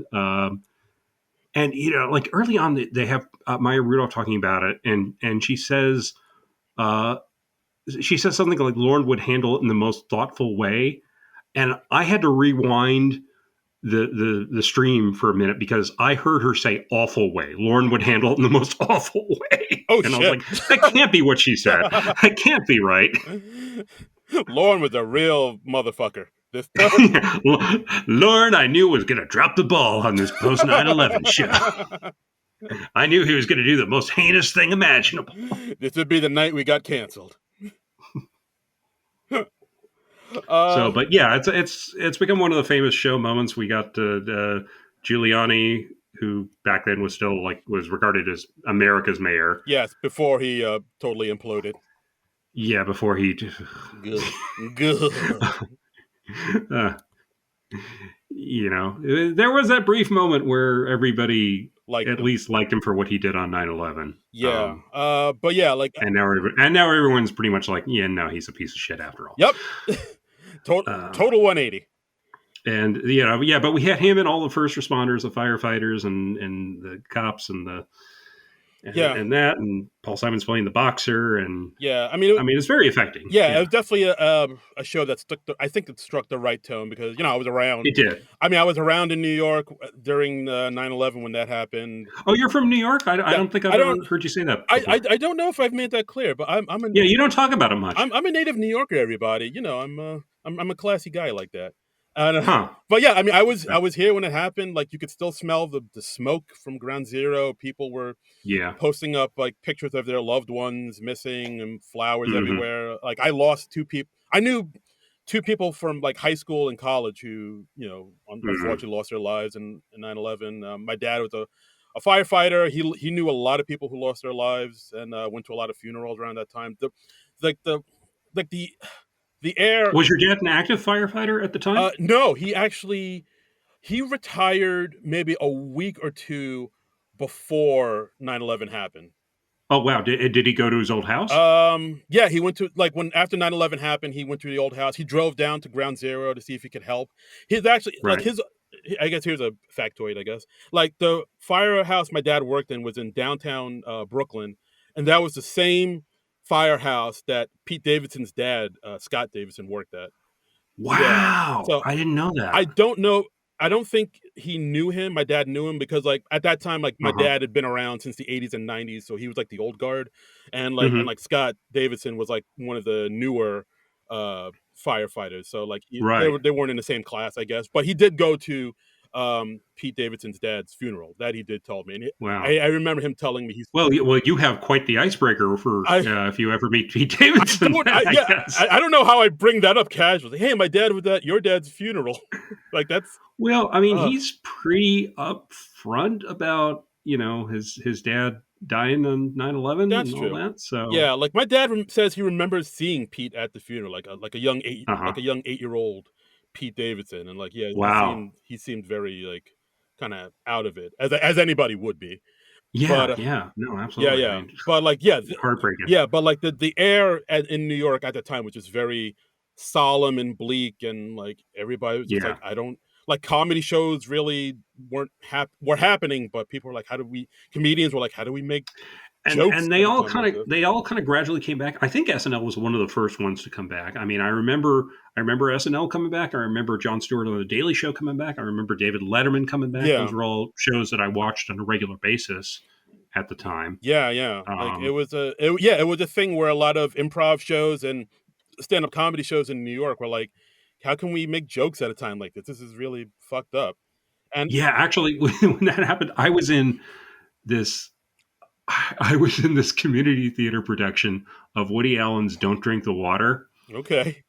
which is about it's about this American family. This was written in the early '60s, All right. and it's about like this American family. They're touring in, I think it was a communist bloc country or something like that, and they Okay. get caught in the embassy when some stuff is going on.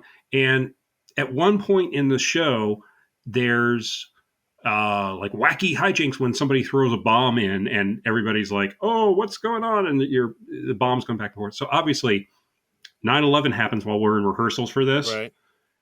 And so obviously this show, so not the moment for this show. No. So not the moment for this show. So there was discussion of like, what are we going to do? Do we just cancel the show altogether? Do we not put any?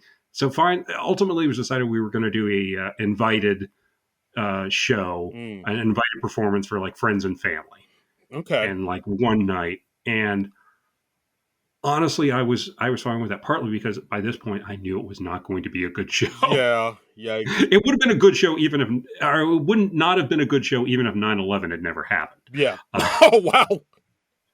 so I was like, all right, well, hey, This show this will be done even sooner. So this show is the true disaster. yeah, Jeez. it kind of was. I mean, because like the director was very clueless. Like my character, like I leave in the first scene and I come back just before the last scene, Hmm. and any sensible director would have you just rehearse both your scenes and then let the actor go early. Right. But no, I'd rehearse that opening scene where I'm like, okay, son, I'm leaving you here in charge of this embassy.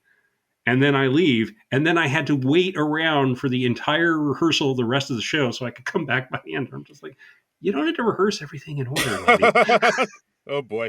That's how clueless this director was. Uh young theater, early theater. Yeah. The theater. Like, oh, This is, I'm glad I don't do community theater anymore. oh boy. Yeah, there's a ringing endorsement for that. Yeah. Yeah. I mean, I've been on great shows too. This was one of the really bad Oh boy. ones. So We live and we learn. anyway, that's my 9/11 story. Yeah. But yeah, I feel like SNL handled the first show Mhm. back from this tragedy in the best way they could. Of course, they say the famous line where Lauren talks to Rudolph Giuliani saying, "Can we be funny?" And Giuliani responds with, "Well, why start now?" Yeah. That was I will give Giuliani this. He delivered that joke well. yeah, exactly. Yeah. That is all we will give him. Yeah, that's pretty much the only positive thing I have to say about Rudy Giuliani. Exactly. And Uh, then the doc goes into sort of more recent things like the COVID shows that happened. Like, Yeah, the SNL at home, which I mean, we of course covered in real time on mm, the podcast. yeah, and I've talked about, of course, the controversy with Morgan Wallen, who was supposed to do the show with Bill Burr, but then Yeah, they took him off the show once it was discovered that he was partying without a mask. yeah. And He went to a college party. He was ignoring COVID protocols, and yeah, yeah, the show was like, yeah, not so much. We're not going to have you on. yeah, and then they got Jack White to be on at the very last minute. Like I think he rehearsed on Thursday, and like They invited him on they Thursday, I invited think. him. Yeah, Yeah, then they had to like rehearse. He had to get his band members fly down to right. New York, and yeah, that they were like the whole thing happened like really last minute. Yeah, like I mean, they show footage of Lorne Michaels being interviewed after they canceled Morgan Wallen, and they're like, "Who are you going to have?" And he's like, "We're talking to people. I can't say who it's going to be yet." Yeah, Um, and yeah, but I mean, hey, Morgan Wallen to Jack White, that's a big ass upgrade, that is man. such an upgrade because, like, yeah, I remember he was because they talked to Jack White in the stock and talking about how he Hmm. wanted to play this old song from 1918 about the flu epidemic that happened back Right. then because it's kind of ironic how that happened back then and now the same thing's happening at the now. History's so cyclical, man. I Yeah, mean, there really is nothing new under the sun. nope, nope. Yeah, Yeah, and then he rehearsed with the band, a couple times beforehand, and then yeah. the whole thing, he just fucking ripped it and performed. Yeah, and he talked about how he was like fasting before the show, and Yeah, like sometimes when you're fasting and you're like 3 days into it, you get this surge of adrenaline or energy, yeah. and I think and people were concerned he was going to collapse during the live like, yeah, show. you got to eat something, man. Don't Yeah, don't die for this. but But I mean, I have faith in Jack White. He knows karate. You oh know, god, only two people know that. Chinese people and the king, baby. why hasn't he done more comedy? He's fucking funny. He is funny. He is very funny. He's And really funny. if you are listening to this podcast and you've not seen Walk Hard, go get off your ass and watch Walk Hard. Walk Hard is criminally underrated.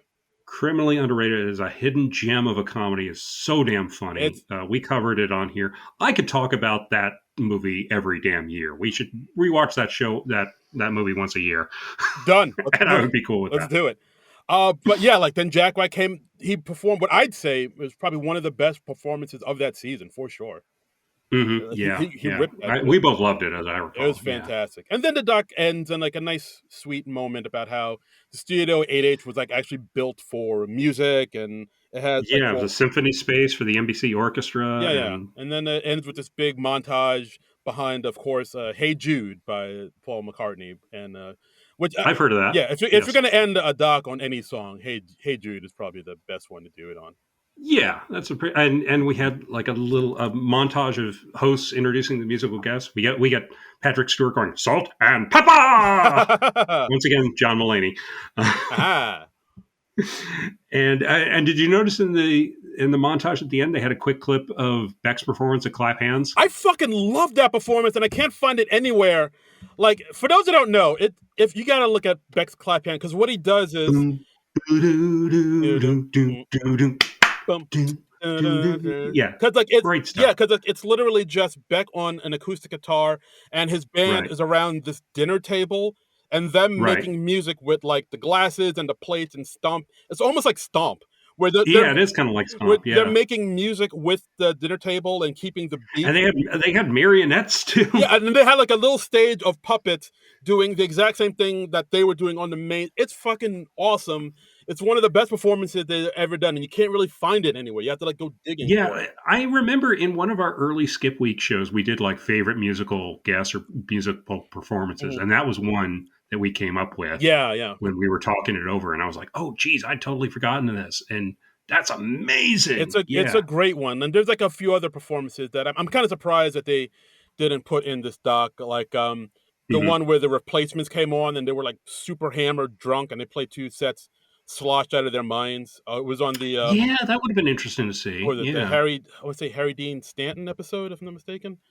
'Cause yeah, that sounds right. they were like they were day drinking with him literally all day to the point where like when they had to perform at night, they were like sloshed out of their brains. But they performed Yeah, they pulled it off, but you could tell they're a little sloppy.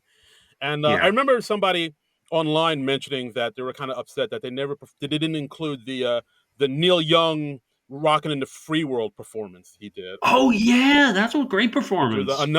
which is a banger performance, and they did. Was he playing with Pearl Jam then, or no? Uh, Or was it just him? I don't remember. I gotta look that up.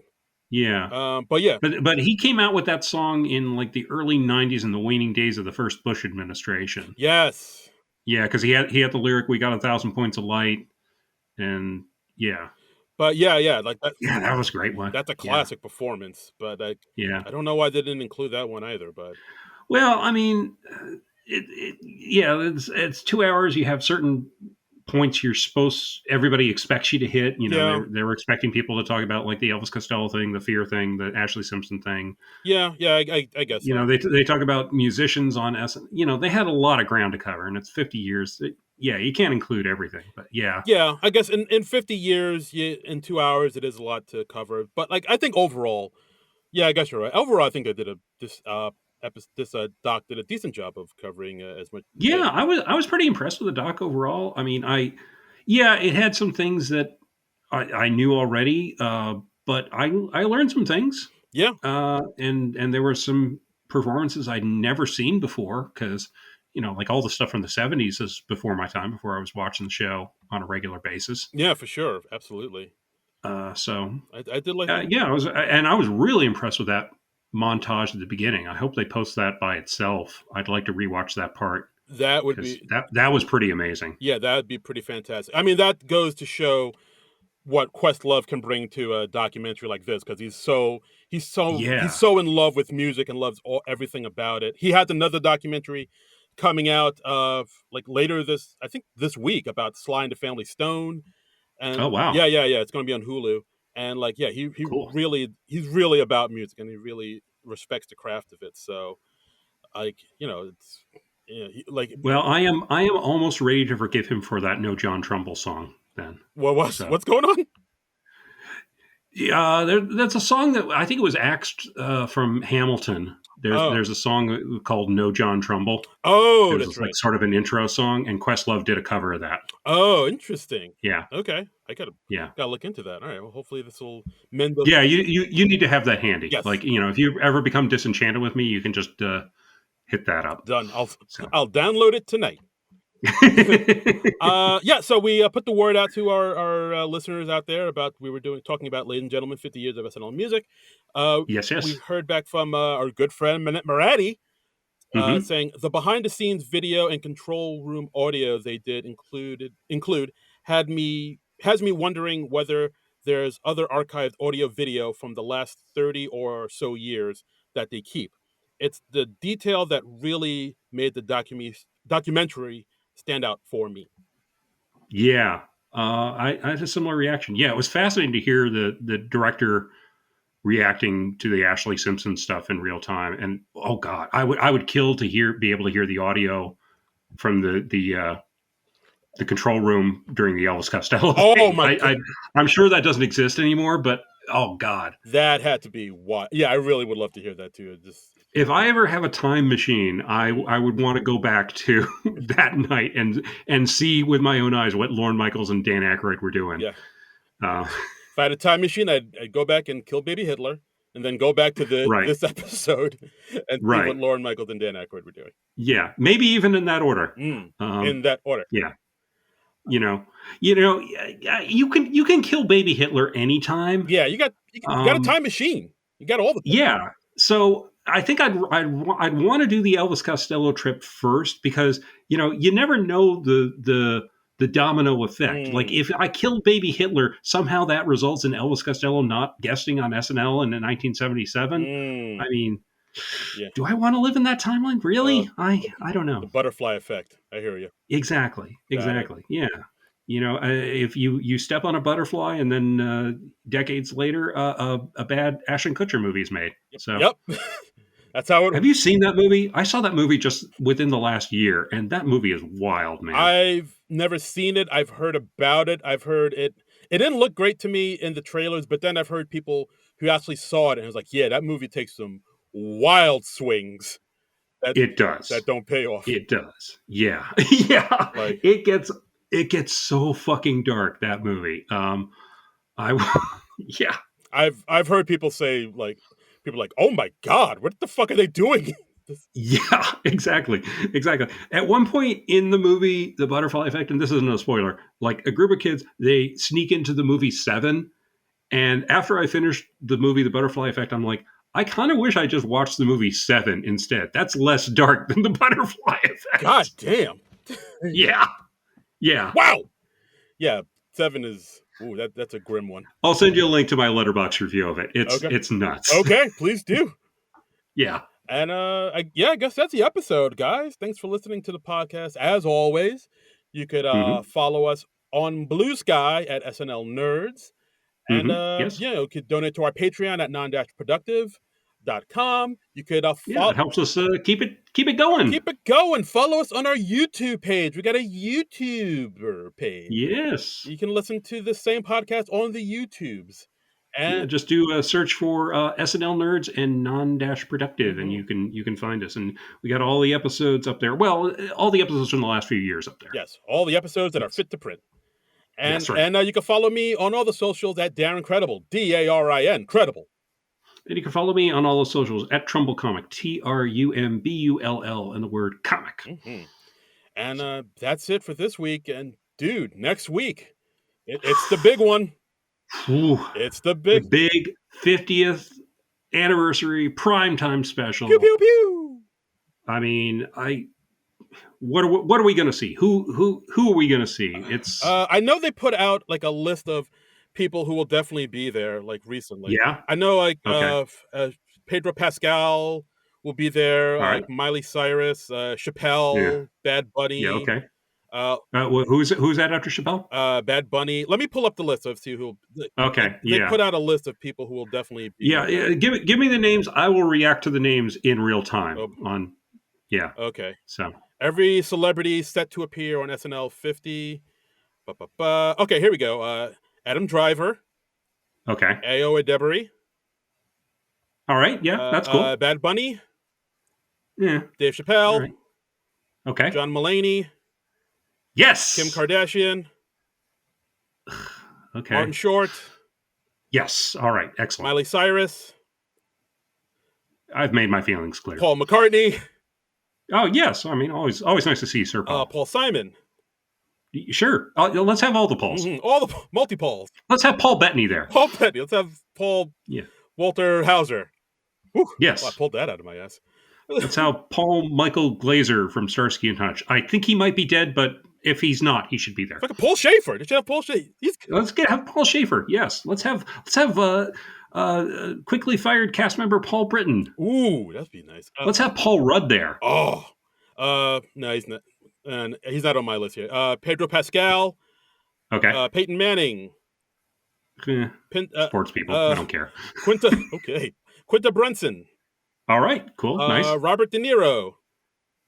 Neat. Okay. Sabrina Carpenter. Yeah, fine. Okay. I like some stuff from her show. Scarlett Johansson. Yes. I mean, she's SNL family. Steve Martin.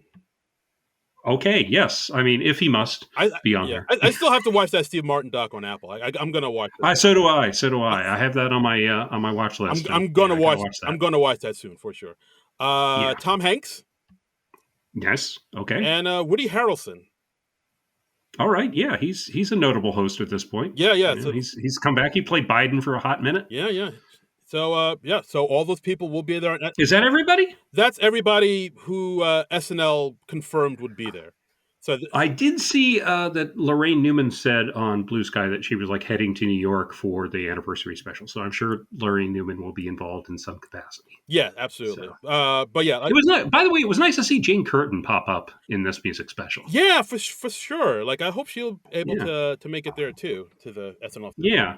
But yeah, so that'll be airing on Sunday night on February 16th at 8 p.m. So our episode probably won't come out until either Monday night or Tuesday. So we'll it's going to be a little late. Yeah, if we really got our shit together, it'll be out on Monday night. If not, it'll be on Tuesday. So yeah, might be a little late just because, SNL, they're doing their thing on Sunday instead of Saturday. So, So like you may have to wait a few hours for your two favorite SNL nerds to give their thoughts and opinions on the night, folks. Bill Murray and Gilda Radner? No. Us, man. You and me. Oh, we're their favorites? Yes. Maybe I'm being... Okay. I don't mean to presume, but I'd like to think we Yeah. are. I mean, I feel like we're a solid second. I'll take it. Yeah. I mean, it's behind Bill Murray and Gilda Radner, so I'll take that. Nothing wrong with being a runner-up. Yeah, that's right. The honorable mention of SNL podcasts. Hot damn. I'm happy just to be nominated.